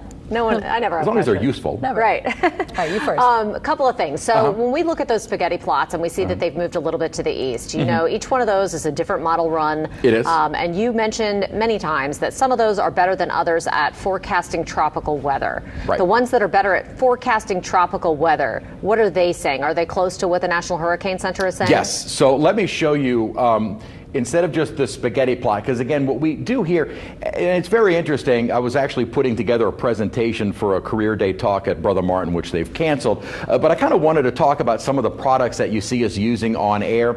15 years ago, the spaghetti plot, the term Invest. We're kind of in-house for meteorologists to kind of discuss modeling, trends, forecasts, what we're looking at. And then as the internet got bigger, these products kind of became more public and mainstream, and so then we've had to kind of explain better how best to use this data for the public. When we show you the spaghetti plot, and kind of like what we were talking about with the cone, we're only looking at what the center of the storm is going to do. So we're only looking at that individual point. So I'd rather show you with some of the larger models, the GFS, the Euro, which it kind of shows the entire storm itself. So taking a look at the GFS, this is one of the global models that we use a little bit more frequently, because the GFS has been doing a much better job, especially this season. So what we're looking at is maybe a slight difference with regards to where the Hurricane Center is saying the center would be at about 3:30 tomorrow afternoon. But really the GFS is pretty close on with what the Hurricane Center is saying. Now again, what we've been looking at was this with the heaviest rainfall. If we do start getting that dry air kind of wrapping around, we would see a lot of that kind of get heavy rainfall shifted more to the north and off to the west. So the GFS, and this is the latest GFS run, is basically exactly what the National Hurricane Center is saying. Let's take a look at the Euro to see if it is saying about the same thing. The Euro, here we go, kind of put this into motion. We're looking at the same kind of track toward maybe more Vermilion Bay. A Euro maybe a little bit stronger and a little bit more to the southwest of what the Hurricane Center is saying. But keep in mind, it's probably all within the cone. So this is all within the realm of possibilities. It, again, could kind of shift back to the west, but also indicating more of the heavy rainfall threat more to the north and west of the storm. So these models we were looking at, and I know we had some confusion. We had a few models that use what we call our precision cast. It's kind of our in-house. IBM is actually the parent company of our weather provider, and they have a computer model. But those are what we refer to as high resolution or even nested grids, where they look at a very small part of the atmosphere. Those usually do a little bit better with what we call like our convective storms, where you get the showers, thunderstorms during the summertime to kind of pop up. Those do a much better job because that is over a smaller scale. Tropical systems are a much, much larger scale. We have to be able to sample a large area to get an idea of what is happening in a storm, and we have to be able to sample kind of the surrounding atmosphere. So we have to be able to sample that upper trough over Texas. We have to better sample the dry air moving in. We have to better sample that upper high that is out to the southwest of it. So that's why we use the global models for forecasting anything in the tropics, because these are much larger scale, kind of what we call synoptic scale systems. On the larger side, we use the GFS, the Euro, and there are others that we use, not necessarily on air, but kind of to give us a little bit of an idea with our forecasting scale. And then for the kind of more thunderstorms we see pop up, that's when we tend to use what we call the high resolution models, those, the HRRR that we have mentioned, also our IBM model, the GRAPH, IBM, Precision Cast, whatever you want to call it. Those tend not to be as good with tropical systems. And thankfully what we're looking at is a bit more agreement with the GFS and the Euro, with about the same timing, about the same location and landfall, and about the same structure of the storm. Notice how it has this little notch right here at 3 o'clock in the afternoon. That would be all the dry air. We'll have to see just how much in terms of the heavier rain we're able to get on the eastern side, the dirtier side of the storm, because it really looks like the heaviest of the rainfall is going to be right near the center. All right, Chris, I've got the next question for you. Okay. Now that we've had two consistent cones, because the last update we got was very similar to this, and the cone overall did not shift. Now that we've got two consistent cones in a row, does that mean anything in terms of maybe we'll wake up tomorrow and this won't have changed? Or is it still open, the possibility that we'll wake up and there'll be a different cone? There is, I would say in meteorology, you can never say with 100% certainty ever. And that's always the running joke. That's why we can never be wrong, because we just never give it 100%. But with that said, I think we're pretty much locked in. We will see through the overnight if the storm path continues kind of along that northeastern trajectory.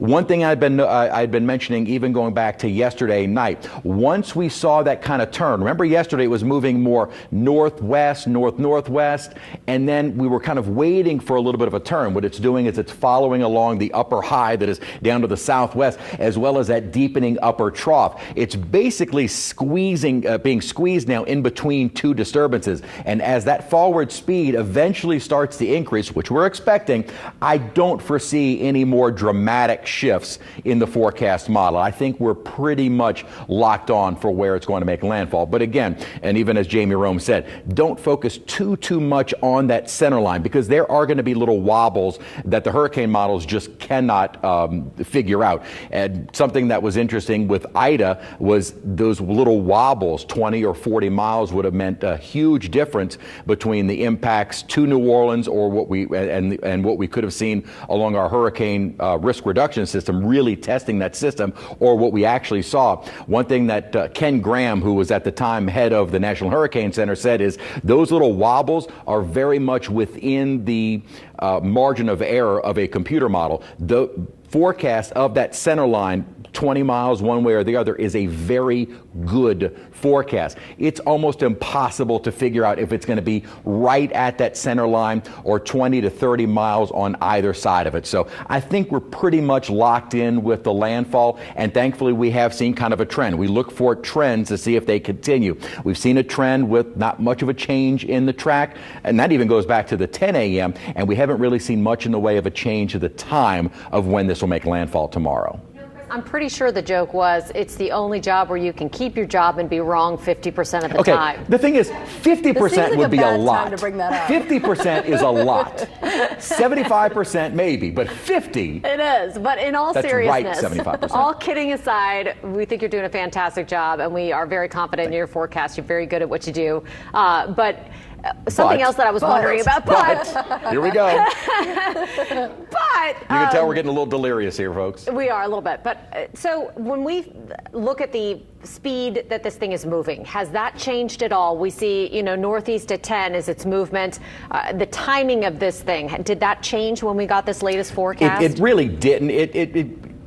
What is sometimes kind of troubling with the forecast from the Hurricane Center is its forecast points are every 12 hours. So you're only getting kind of 12-hour points here at its forecast. So sometimes they even have to mention in their discussion, sometimes you have to kind of dig into the weeds to find all the details, because there have been times where they might have this as a Cat 1 at one point, Cat 1 at this point, but in between they're expecting that maybe it strengthens. I'm not saying it is, but there actually had been that time earlier in the day where it was going to be a Category 1 at one of the forecast points, 12 hours later, just after landfall, a Category 1.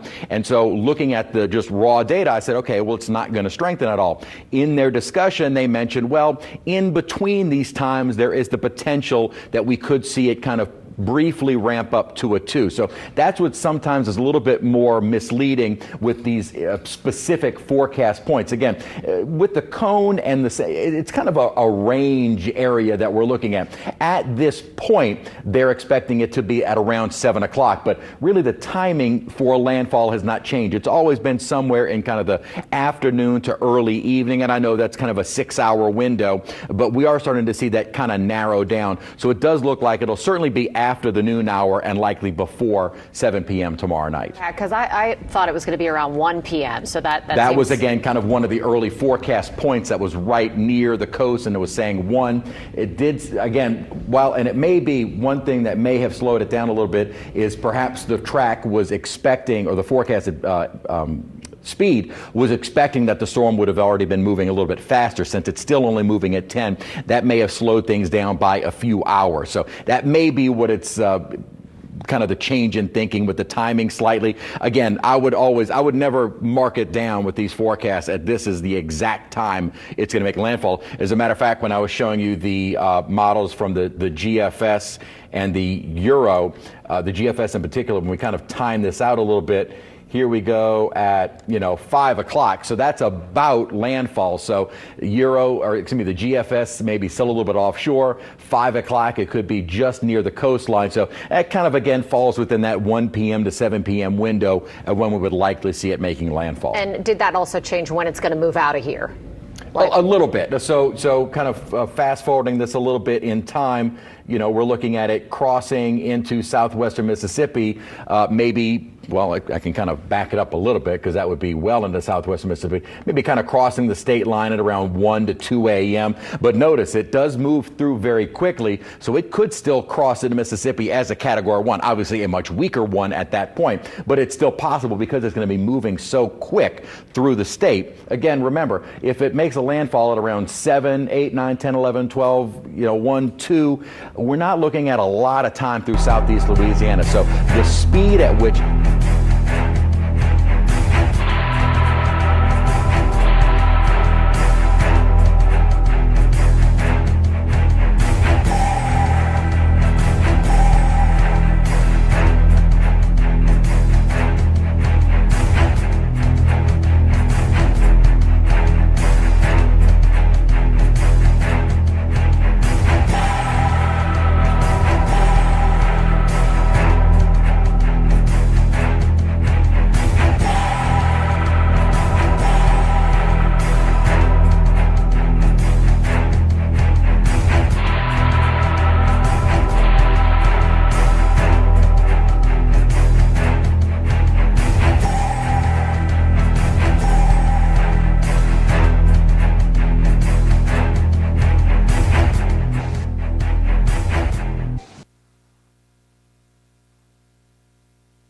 Chris, thank you so much for your insight. I mean, this has been fantastic just to be able to kind of break that down with him. Yeah, really get into the nitty-gritty of things. I'll explain what doom scrolling means later.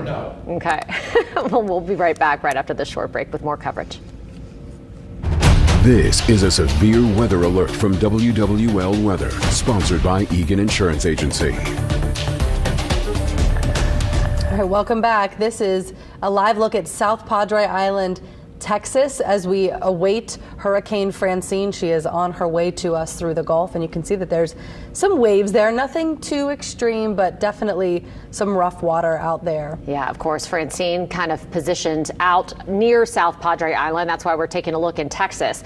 The hurricane is just hanging out in the Gulf, essentially, building strength a little bit. We did see a new update from the National Hurricane Center a little earlier than their 10 o'clock expected time frame. So we were able to get, a first look at that with our chief meteorologist just a little bit ago. So, we have an indication now that this track may be solidifying. We may be getting a better idea about timing when this thing is expected to make its way onshore.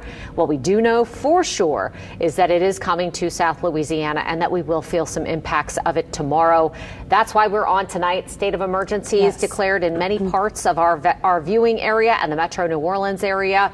And so we want to keep you up to date with the very latest on this storm. As things stand right now, Hurricane Francine is forecasted to hit as a Category 1 storm, right kind of in between Lafayette and New Orleans. We know that Terrebonne Parish is on high alert tonight. They are. And right around dinner time is now what we're learning, right about 5 o'clock. So yes, absolutely. That's approximately when we should expect it to make landfall and then make its way in. Chris is saying that it's going to be moving out pretty quickly. Yeah, and that's good news because this is expected to bring some rain. I know that we're anticipating some possible street flooding, some possible flooding. So we're going to go right now to Chief Meteorologist Chris Franklin to kind of break things down even further. Hey, Chris. Yeah, we got the 10 o'clock advisory and no big surprises. One thing that we didn't want to see, if anything, is that we would like to see that forward speed pick up. Still moving at 10 miles an hour, so kind of painfully slow. But the upper trough that we're waiting for is still more over central Texas as it moves toward East Texas and the Gulf Coast. That is going to be the feature that really starts to pick up that forward speed, and that is still anticipated. It's not something we're really waiting for. It is there. We're just waiting for it to get a little bit closer toward the storm. That's when we'll start to see that forward motion pick up. So hopefully by the 1 o'clock advisory, we will see that forward motion having increased and then continuing to increase right up to the point of landfall. Again, maybe later in the afternoon or evening tomorrow. So the winds remained the same, 75 miles an hour. The pressure did drop a little bit, but we had seen the pressure drop steadily yesterday and early today, and the winds had maintained themselves at 65 miles an hour. It was only as of the 7 o'clock o'clock advisory that Francine became a hurricane, and now as of 10, it's kind of held that strength. We're going to be watching closely satellite and radar data, as well as getting the information from the hurricane hunters. But I'll tell you what, you really get a good radar fix with the current position and structure of the storm with the radar. Now, we're starting to move a little bit out of the range of Brownsville,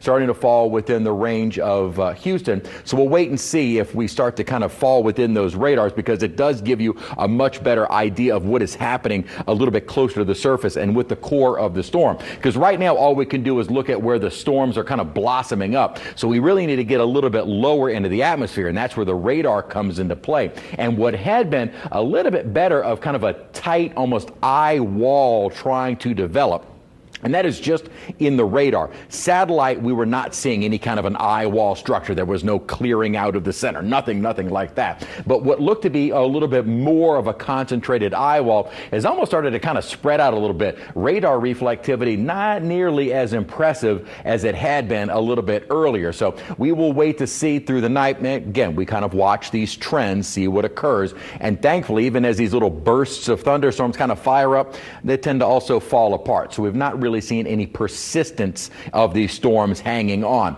Hurricane Center, just based on the model guidance, still indicating we will likely see through the night and into early tomorrow some further strengthening, maybe to 90-mile-an-hour winds. So still a Category 1, but still a powerful storm. And then kind of maintaining that strength right up to the point of landfall. That, again, I'd take with a grain of salt, because we will see increasing wind shear and drier air, which I would think would start helping to weaken the storm right up to the point of landfall. I certainly don't believe we're going to see this intensifying right up to landfall. If anything, it'll kind of plateau in its strength or start weakening. It's either going to be one of those options. I don't think we're going to see it increasing in intensity right up to landfall like we did with Ida. So that is not really a possibility, or not very likely a possibility. Again, as far as the timing goes, yes, it's been kind of a rough estimate, and one reason why I think maybe it has kind of gotten a little bit later with regards to the landfall time is maybe because that forward speed should have been a little bit faster at this point,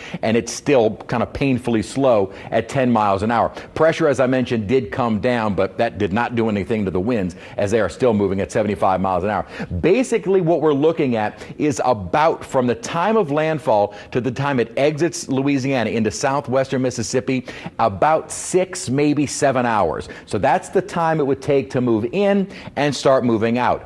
Ida took 30 hours. So we're looking at almost a third of the time to move through. This is going to be moving through very, very quickly as we get into the day tomorrow. Model guidance indicated no real major changes. They're pretty much locked on kind of Vermilion Bay, maybe around Morgan City or south of Morgan City. Again, don't follow too much on that point, because the forecast cone encompasses all the areas of where that center line or center point of the storm could be at landfall, and it still is possible it could be kind of on the western side of Vermilion Bay, or maybe almost to central or central or eastern part of Terrebonne Bay. So we're kind of locked in on about the point that this storm is going to make landfall early tomorrow. As far as the wind field goes, it is not very big. There is a buoy just to the southwest, or just to the southeast of the storm, and the sustained winds are at 43 miles an hour, so only just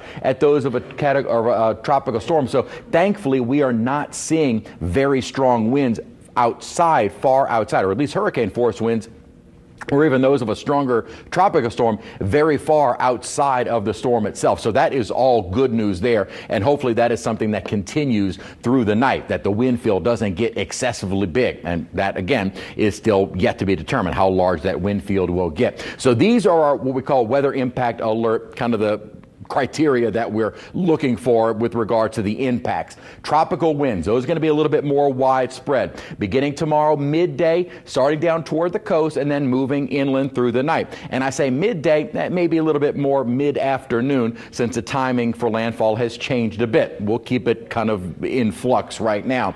Winds at their greatest, I believe, would be about 50 to 60 miles an hour with higher gusts, 70, 80 miles per hour on the high end. Obviously, with within the path of where the storm makes landfall and moves inland, they could be a little bit greater, but we're kind of talking on the whole, widespread. Make sure that any items outside, you still have a little bit of time tomorrow, and now with a little bit later of a landfall, you might have a little bit more time early. Storm surge, we've already seen some high water. Now we're also approaching high tide tonight, and the good news is what will coincide with some of the highest totals that we are expecting, we're also anticipating us to be going toward low tide. Not that they are going to counteract each other. We don't have tidal ranges of 10 feet, but a foot or so will help us out. And again, we're just kind of looking at the silver lining, or what not really silver lining, but whatever positive we can.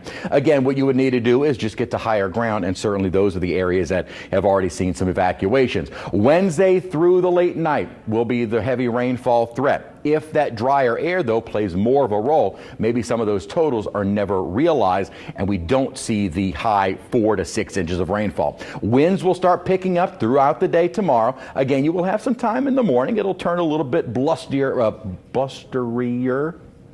maybe just blustery, more blustery. I sometimes more just blusterious. More blusterious. Ooh. You made that up, didn't you? Yes. Okay. We've been here long enough to start making up words. We can make up words at this point. As we continue through the evening and night, this is when, again, probably within about 24 hours, where we're looking at some of the strongest winds. Again, less than 24 hours, a storm will be making landfall. And about 24 hours from now, we're looking at probably kind of the peak of the storm's winds and surge.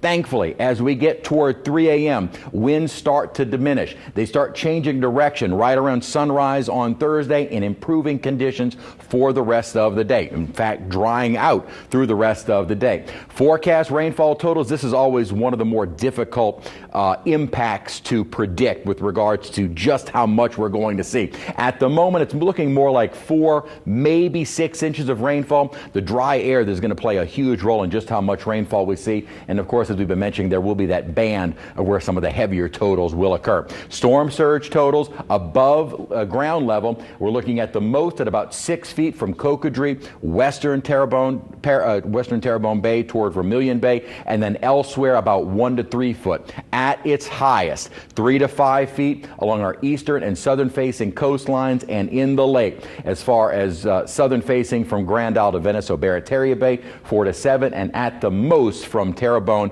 to Vermilion at about 5 to 10. We'll also see a threat with the landfalling storm kind of through the night, along with the gusty winds and the heavy rainfall, the threat for some isolated, brief, weak tornadoes moving through. This is usually not a big concern because they're usually within some of the higher wind gusts. So you might have tornadoes with estimated winds just a little bit above what some of the wind gusts are doing. So that tends to be an issue and something we'll be watching. At some point tomorrow, we will see a tornado watch issued for the area. What we are waiting on is this. This is the upper trough that we have been talking about. As this nears the coast and moves into the Gulf, that is what will start pushing the storm quickly. It'll be kind of stuck in between a big upper high down to the southwest and this approaching upper level trough, and that is what's going to speed it right along, and really probably won't see any other deviations from the track. With this trough moving in, it should kind of continue almost along, not necessarily a straight line, but rather straight line right toward the south central, southeastern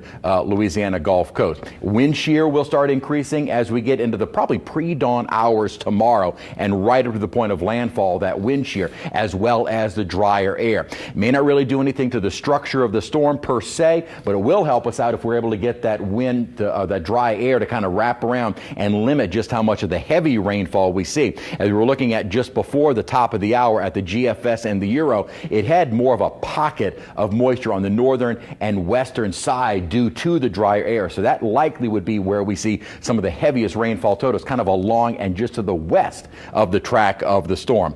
Elsewhere, we're not looking at too much in the way of impacts through the night tonight. We will get more rainfall, and again, starting to pick up the broad circulation out of the Houston radar. Eventually, that's going to fall within our radar range, and again, that gives us a really good fix on where the center of the storm is. Thus far this evening, and Over the last couple of hours, we've had more light showers and plenty of breaks in the rainfall. Rainfall accumulation totals have been manageable today. Of course, that will change during the day tomorrow, and then improving condition. One thing I've really been trying to stress is this is not an Ida, so we're not looking at the widespread, massive power outages, those long durations of power outages, and the massive kind of recovery efforts. With that said, we know we're going to see some areas that need to be cleaned up. We know we're going to see some power outages. This is not an August storm. We're not dealing with 95-degree heat and 115-degree heat index. It'll be in the low to mid 80s over the next couple of days. And in fact, models indicating maybe late Thursday, Friday, into Saturday, less humid air will feel a little bit more comfortable. So even if you're out of power, we're not talking about extreme heat and heat advisories. Certainly nothing like that. It's actually going to be fairly comfortable post Francine. All right, thanks so much, Chris. And we're just getting word into the Channel 4 newsroom that President Biden has approved the emergency declaration for Louisiana, which is helpful in terms of getting any sort of federal aid into the state quickly after the storm moves through. So that is good, and that is just into our newsroom tonight. Yeah, and our Louisiana delegation had been pushing for that to be sped along earlier today to make that happen before landfall, and it appears as though it has. Yes, and that all affects, I believe, all of the emergency declarations that we've heard from different municipalities throughout the day. New Orleans is under one. We've heard Jefferson, St. Bernard, many of the areas in our viewing area are under emergency declarations for that very same reason, so that it expedites the ability to get help and funding and things after the storm. Yeah, very important. Yes. We do want to talk about some of the power outages that we're seeing. Briefly, earlier this evening, I should say, we did see one in 7th Ward and the Marigny area, the Desire area, but that went back on pretty quickly, which is good news. They did. But there is still an outage in Lower Lafitte that is affecting several hundred people right now. Yes, Jefferson Parish Council Member Scott Walker confirms it is out in Lower Lafitte, and apparently was caused by a car hitting a power pole. And there are about 374 customers affected by that. Now, again, it's under a mandatory evacuation order, so hopefully there aren't a lot of people in that area at this hour. Yeah, and also the Entergy website says that crews are on site right now making repairs. So the hope is that they can get the lights back on so that in time, at least for some things to happen tomorrow. Yeah, there's also another outage over in Belle Chase. Some customers without power, over 100 customers over in Belle Chase in a neighborhood there. It's unclear what caused that outage. I'm just kind of clicking around here. Equipment on the utility pole broke. Crews are on site making repairs, so hopefully they'll get that power back on shortly. In an expeditious manner. It does appear as though in Slidell with Clico, there are still some outages there. About 185 customers with one outage, about 65 customers just down the street, just down Front Street that are also affected in Old Town Slidell. So some outages there as well. You mentioned earlier, not exactly a confidence builder going into a stressful day tomorrow. Absolutely not. I mean, people, I think, are already nervous about the power grid, given that we have seen so many dry weather power outages, throughout the spring and into the summer. I mean, people don't have a whole lot of confidence in the power system going into the storm. So it's a little bit of a confidence shaker when power is going out the night before.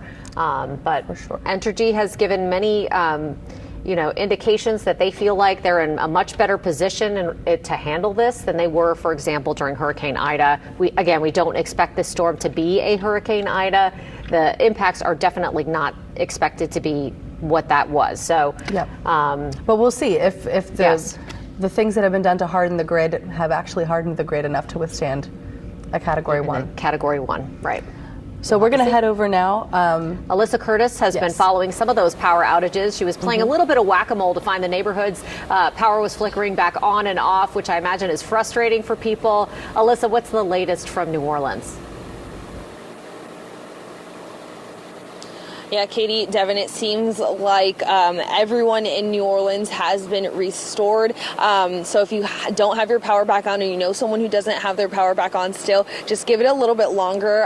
It might just take a little bit longer for your specific block or your area to actually come back on. But Entergy New Orleans says all customers were restored right before 9 p.m. We're getting a little bit more information from them about what exactly happened. They say that it's still under investigation, but initial findings findings show that it's likely a breaker failure. They say about 9,600 customers in the Marigny 9th Ward neighborhoods were without power for a little bit. We were, like Katie said, playing whack-a-mole a little bit. We were driving around to the different neighborhoods that the power outage map showed were out of power. Almost every single time we stopped at a location and got outside and picked the camera up, it seemed like the lights flickered back on within 5 or so minutes. So that's good news for a lot of you at home. But the not so good news is that the power outage happened, that you guys were without power for a little bit. I got some tweets, some messages saying exactly what you guys are saying. It's not necessarily a confidence booster. A lot of people were saying, hey, we are trying to prepare for this storm. The storm hasn't even made landfall, and here we are without power. I spoke with Entergy New Orleans yesterday, just in preparation for the storm, asking about where the grid stands, asking about their reliability, and they were extremely confident. They said they're in the best place that they've ever been, that they should be able to handle this situation. So they are confident. I know a lot of residents don't feel the same way, especially with tonight's power outage. But tomorrow, of course, we're going to play it by ear and see what happens. They say that they do have extra crews on standby with extra equipment ready to come in and assist if they need to. Also, keep in mind with some of the winds that we're expected to see tomorrow, it might take a little bit for Entergy New Orleans to be able to get out and get their crews up and active in helping restore power should power go off. They need to make sure that those winds are at a certain level so that it's safe for people to go outside and get into those bucket trucks and be able to get up and actually fix that. So if you do go without power tomorrow and your power goes off, it might not be able to be restored until it is safe for them to get outside and do what needs to be done. But again, Entergy New Orleans says they're hoping it shouldn't be a problem. They're hoping that power doesn't go out. And if it does, they'll be able to restore it as quickly as possible. Again, they're just really confident. So if you do have your power back on, just keep preparing. We've been saying it all day, all evening. Be safe, but don't panic, but be prepared. So a little bit of balancing there, but I think that seems to be the consensus around the city. We've been out at different sandbag locations. We've been driving around, and a lot of people seem to be just that, in that kind of headspace. They're saying, some people are saying, we're a little bit nervous, but we've been through this before, and it doesn't seem like it's going to be so bad. Again, like you guys said, it shouldn't be an Ida. It doesn't seem like it's going to be an Ida. And that's, I think, the consensus of what people are telling me. They got their sandbags ready, which was very important. They're getting, of course, we've seen all the tweets about getting the snacks and all the fun stuff, all the good stuff, but make sure you have the practical stuff as well. I know some people may not be feeling so confident right now in the power grid, but again, Entergy New Orleans says that they're ready and it's all reliable. We also spoke with Sewerage and Water Board earlier today, and they also are very confident with their capacity right now. They say 90 of 99 pumps are available. They also have enough power for the generators and all that they need.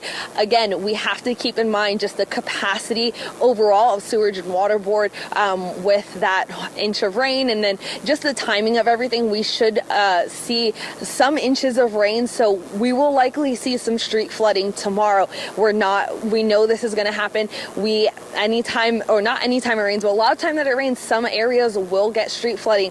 Our system is old. We know that's going to happen, but Sewerage and Water Board says if we do get to that point that it is going to be flooded, they should be able to do the necessary things to make sure that it is the flooding goes down as soon as possible. So just keep doing what you guys are doing. Prepare, be safe, don't panic. All the city utilities seem to say that they're in a very good place, and we should be getting an update tomorrow, so we'll bring that to you tomorrow afternoon as well. Reporting live in the 7th Ward, Alyssa Curtis, WWL Louisiana. Now, Alyssa, before we let you go, you did an interview earlier today with Ghassan Korban, the head of the Sewerage and Water Board. He gave you a pretty extensive update on what he's expecting and what he thinks the capacity is for the system for tomorrow. You know, he did mention that there are a handful of pumps that are down. What's the level of concern that you got from him? What were your takeaways? I didn't necessarily get any concern from him, really. He seemed confident. He was very calm and collected. I know he has to be in these situations, but again, he says that they are, again, at a great capacity. They said they're really at the best place that they've been in a while. 90 out of 99 pumps, and then that power, they have about 70, if I remember correctly. Forgive me, it has been a very long day, but it was 70 of those hertz of power. They need 45 about, so they have a little bit of extra power should they need to deploy those. But again, Ghassan Korban was very confident. He didn't really seem shaken at all. He wasn't concerned. He just said, keep in mind of our normal capacity on, what we normally see. We have street flooding. We're an old city with an old system, so there's likely to be street flooding tomorrow, but he was like, it shouldn't be a problem. If there is street flooding, we should be able to get it down in a reasonable amount of time. Of course, we have to wait and see. We can't really give exacts. He can't really give exacts, but again, he seemed confident. All right, Alyssa, thank you so much. That's a very good review, I guess, even though we are kind of in a wait and see pattern. So we'll see. It's a good sign. Very good sign. Other storm preparations are happening in some of our major infrastructure. Of course, the Sewage and Water Board is just one piece of our protection system, and that is just from the drainage in the city of New Orleans. It's not from the floodwater that's going to possibly threaten the area tomorrow. What you're looking at right now on your screen are the floodgates at the Harvey Canal being closed. There's a massive floodgate there that shuts off the Harvey Canal so that floodwater coming in from the Gulf cannot make its way into Jefferson Parish on the West Bank. It is a key piece of the hurricane protection system. It was one of those things that I believe they built after Hurricane Katrina in order to better secure the West Bank because it was a source of vulnerability. It was a place where water from the Gulf could make its way in. And so what you're seeing right now is the very amazing process. Some of the engineering that has been done in the city since Hurricane Katrina has been unbelievable. I mean, the surge protector on the Intercoastal Waterway it looks like a castle wall. I mean, it is unbelievable what engineers have been able to do, and I think that's one example of it. Yeah, those pictures are incredible. And we also saw another floodgate live on air that was closed around 7 p.m. this evening. Yes. That was down in Cocodrie near Highway 56. And that's where we had Lily Cummings, and she's still in Terrebonne Parish for us tonight. Lily, where are you now? Are you still in Cocodrie? And what can you tell us about where you are? Hey, Devin and Katie. No, we actually moved from Cocodrie up the bayou back to Houma here. We are standing right outside of the shelter here at the Municipal Auditorium. And I do want to tell you all that we stepped inside to just see how things were going. They told me that around 600 people are taking shelter here tonight. And we saw a large SUV with cots that were being brought in just about roughly 15 minutes ago. So a lot of folks taking advantage of this shelter here. And I told you all earlier that pets are allowed at the shelter if they are crated and you bring your own supplies. So please know that this is available to folks here in Houma. I also want to talk about a few changes. Obviously, throughout the day, Terrebonne has been watching things very closely because here they have to be concerned about that storm surge. That's what they're watching very closely. They're expecting anywhere between 5 and 10 feet. So as you all saw us earlier this evening down in Cocodrie, they were closing those floodgates, making sure that everyone down in that area had evacuated. So any folks that were outside of the levee protection system were asked to evacuate. It was a mandatory evacuation, rather. And then folks that are in Zone 2 of Terrebonne Parish, those folks were actually asked to voluntarily evacuate. So a lot of moving parts down here, and they've made a lot of changes today as well. So obviously they moved up the time of closing those gates that we showed you live on air around 7 p.m. Initially, they thought we're just going to close them tomorrow morning, Wednesday morning. But they thought that the storm was coming in a little sooner than expected, so they moved that up to evacuate by 6 p.m. tonight, close the gates at 7 p.m. Obviously now, after our 10 p.m. update, we've got a big update there that the storm is going to be now hitting this area probably closer to dinner time on Wednesday. So obviously folks have a little bit more time. With that being said, there is a parish-wide curfew here in Terrebonne starting at 8 a.m. tomorrow. And I was just checking the parish's Facebook page to make sure that that hadn't changed given the 10 p.m. update, and I have not seen any indication that that has changed. So parish-wide curfew beginning at 8 a.m. tomorrow across Terrebonne. Again, a curfew is in effect already for the areas that were asked to evacuate tonight. But this is parish-wide starting tomorrow. So they really stress that people get out today, get those supplies, get what you need to get done. And we saw that throughout the day. We were in Terrebonne, I think, around 1 p.m. this afternoon. So from 1 all the way up to 10 p.m., we saw people that were out getting gas, getting groceries, making use of those sandbag sites. They had 17 set up across the parish today. So we definitely saw folks heeding the warning of local officials down here. And again, we will just have to see what happens tomorrow. They have stressed and stressed and stressed. And I know you all have said it 1,000 times now, probably on air. This is not a Hurricane Ida. Obviously, Terrebonne Parish was devastated by Hurricane Ida 3 years ago. This is not a Hurricane Ida. This is not a wind event. They're stressing that it is storm surge that they are going to be watching very closely down the bayou. So we will keep an eye on that for you all as well. We're going to be live here tomorrow, again, staying overnight in Houma tonight so that we can give you all the latest updates on our down the bayou parishes. Reporting live in Houma, Lily Cummings, WWL, Louisiana. Lily, thank you so much. And I know that earlier today you talked with the parish president and you just touched on Hurricane Ida from 3 years ago. And the parish president was talking to you about some families that are still in trailers at this point and needed to evacuate. Can you talk a little bit about those families and how they're coping with this, how they're dealing with this? Yeah, Devin, I think the parish president was telling me nearly 30 families are still living in RVs at this point post-Hurricane Ida, but a total of around 400 families are still displaced. So whether that means, you know, they're living with family or they're living in a rental home, their home is still being renovated or fixed, whatever the case may be, 400 families still not where they were prior to Hurricane Ida, which is just a heartbreaking statistic to hear from him today. So obviously there is a lot of anxiety when it comes to hurricanes down here. I think we're all feeling it across the state when it comes to our insurance, because that storm obviously impacted us greatly in that way. So a lot of different feelings around today, but you could definitely tell that folks were taking these messages of warning seriously across Terrebonne Parish. Yeah, I think that's for sure. I mean, that goes for much of the metro area, but down there especially, they were hit so hard. I know you're going to continue to cover it for us and cover it well, so we look forward to more updates for you in a little while. Thanks, Lily. All right, now we want to get a check on the forecast. Yep. Chief Meteorologist Chris Franklin standing by with the latest to give us an update on where the storm is right now. And of course, you know, Lily just talked about times changing. Apparently, people are going to have to start making some adjustments based on that change in expected landfall time. Right, and I guess if there's any change in time, maybe it's a little bit better that it's later and not sooner, to where people need to start making those plans immediately. You do have a little bit of time and maybe a little bit more time early tomorrow before the onset of some of those tropical storm force winds begin spreading from the coast and further inland throughout the day. So the very latest, and again, this is actually, we have an update at 10:20. The hurricane hunters were able to find some stronger winds and slightly lower pressure. So the winds have come up to now 85 miles an hour and pressure at 979. Now that doesn't change anything, but sometimes with these storms in proximity to land, you sometimes get these kind of intermediary advisories or updates as new data is presented.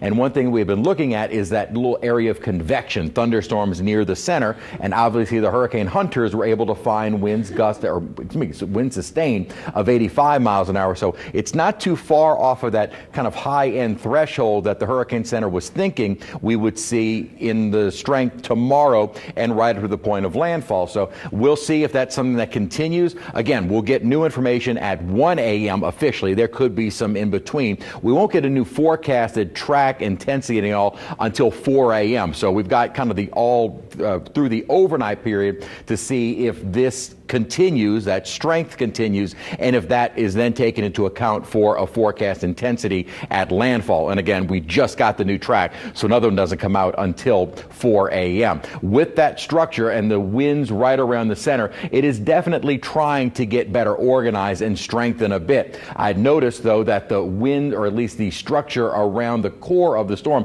looked like it kind of broadened out a little bit. It does appear as though some thunderstorms are starting to intensify a bit around that core. Thankfully, if it was going to start kind of finding itself with regard to getting that energy concentrated and start strengthening, better now with only about 12 hours to go before it's nearing the coast, and certainly well inland within 24 hours, this is the time that you want this to try and do any kind of strengthening, because that window of opportunity is quickly closing. As we head later into the day tomorrow, or really early tomorrow morning through the later part of the night, we will see if the Hurricane Center maintains 90. Again, we're only 5 miles an hour away from that now, so they might bump those winds up right before landfall. Again, if that is the case, then we could be looking at a possible Category 2. Again, that is not what the models have been indicating, and we will see if this new burst of winds, of maximum winds now, continues during the overnight. It's possible in later passes of the hurricane hunters, they no longer find even 85-mile-an-hour winds. So again, this is brand new. We will see if it is a trend which continues. Doesn't really change much in the way of our thinking with regards to the landfall position and timing for tomorrow. The intensity could increase a bit if this is a trend that does continue through the overnight period. Models have really not shifted. We're kind of honing in on somewhere eastern Vermilion Bay, western Terrebonne Bay, somewhere around that as the likely landfall position. However, we actually have all the way to just west of Vermilion Bay to into Terrebonne Bay as all within the cone of uncertainty as to where that eventual landfall will be. If we were able to find winds of 85 miles an hour, it is not too far away from the center, or those winds do not extend very far away from the center, because that buoy that we've been watching very closely, very near the center, those sustained winds are only at 43 miles an hour and gusting up to about 60. So what we're going to be watching tomorrow, the tropical winds, those begin somewhat in the morning for the coast, but really more into the midday and through the night. That is when we see the 50 to 60 mile an hour sustained with potential, and at times some winds gusting. Really, the threat is going to be for the prolonged sustained winds at times near the kind of hurricane criteria. That would be just above what would be normal severe thunderstorm type winds, and that does cause some damage. It would just be over a larger scale. So this would be the time that you would need to secure those items. Again, if there is any positive with the maybe later landfall, is that you do have a little bit more time early tomorrow morning to get things put away. Throughout the day, we're looking at that storm surge. Water levels have already been coming up. Tides will start going out by the time the highest surge is moving in. Not going to exactly counteract each other, but it's a little bit helpful. What you would need to do is get to higher ground, and the rainfall, that'll probably start at some point tomorrow morning.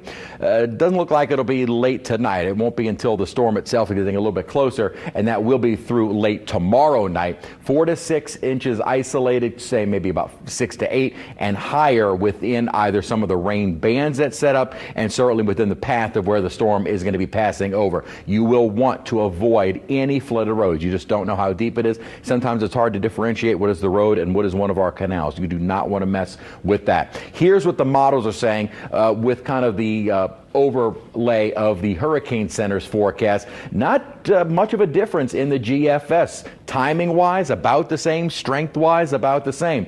Also indicating kind of that drier air. See the lack of the rainfall on the western, southern, and even eastern end. It may be that the heaviest rain is right near the center and just off to the west. That is exactly what the Euro has been saying as well. We start to see that wind shear and dry air kind of take over. So what may be a little bit better of a structured storm in the near future through overnight and into early tomorrow becomes a little bit more lopsided with the heavier rain on the western, the cleaner side of the storm as we get toward landfall and moving inland. So it may be, if it does follow this path, some of the heaviest of the rain may be kind of beyond from Baton Rouge out toward the Atchafalaya Basin, Lafayette. If we're going to get any heavy rainfall, it'd be best if it was out over the Atchafalaya Basin, not really affecting anyone. Those winds start picking up. Again, a bit of a breeze we've had overnight for tonight through the overnight, and then really starting to pick up throughout the day tomorrow. So that's why I'm saying I think you'll still have, at least based on the wind, some time in the morning. You may be dealing with some of the heavier rainfall, but I do think as far as the winds go, you will still be able to get out and do a few things.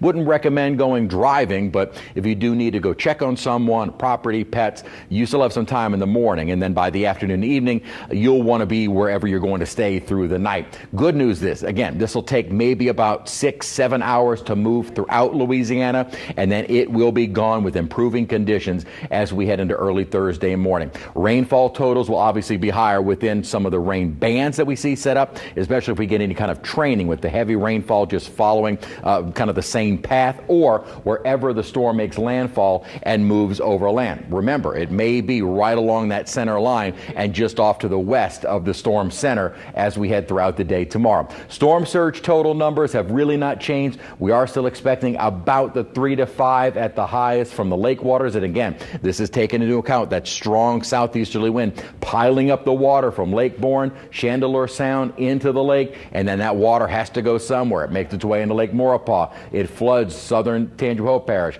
all of Lakeshore Drive, Madisonville, Mandeville.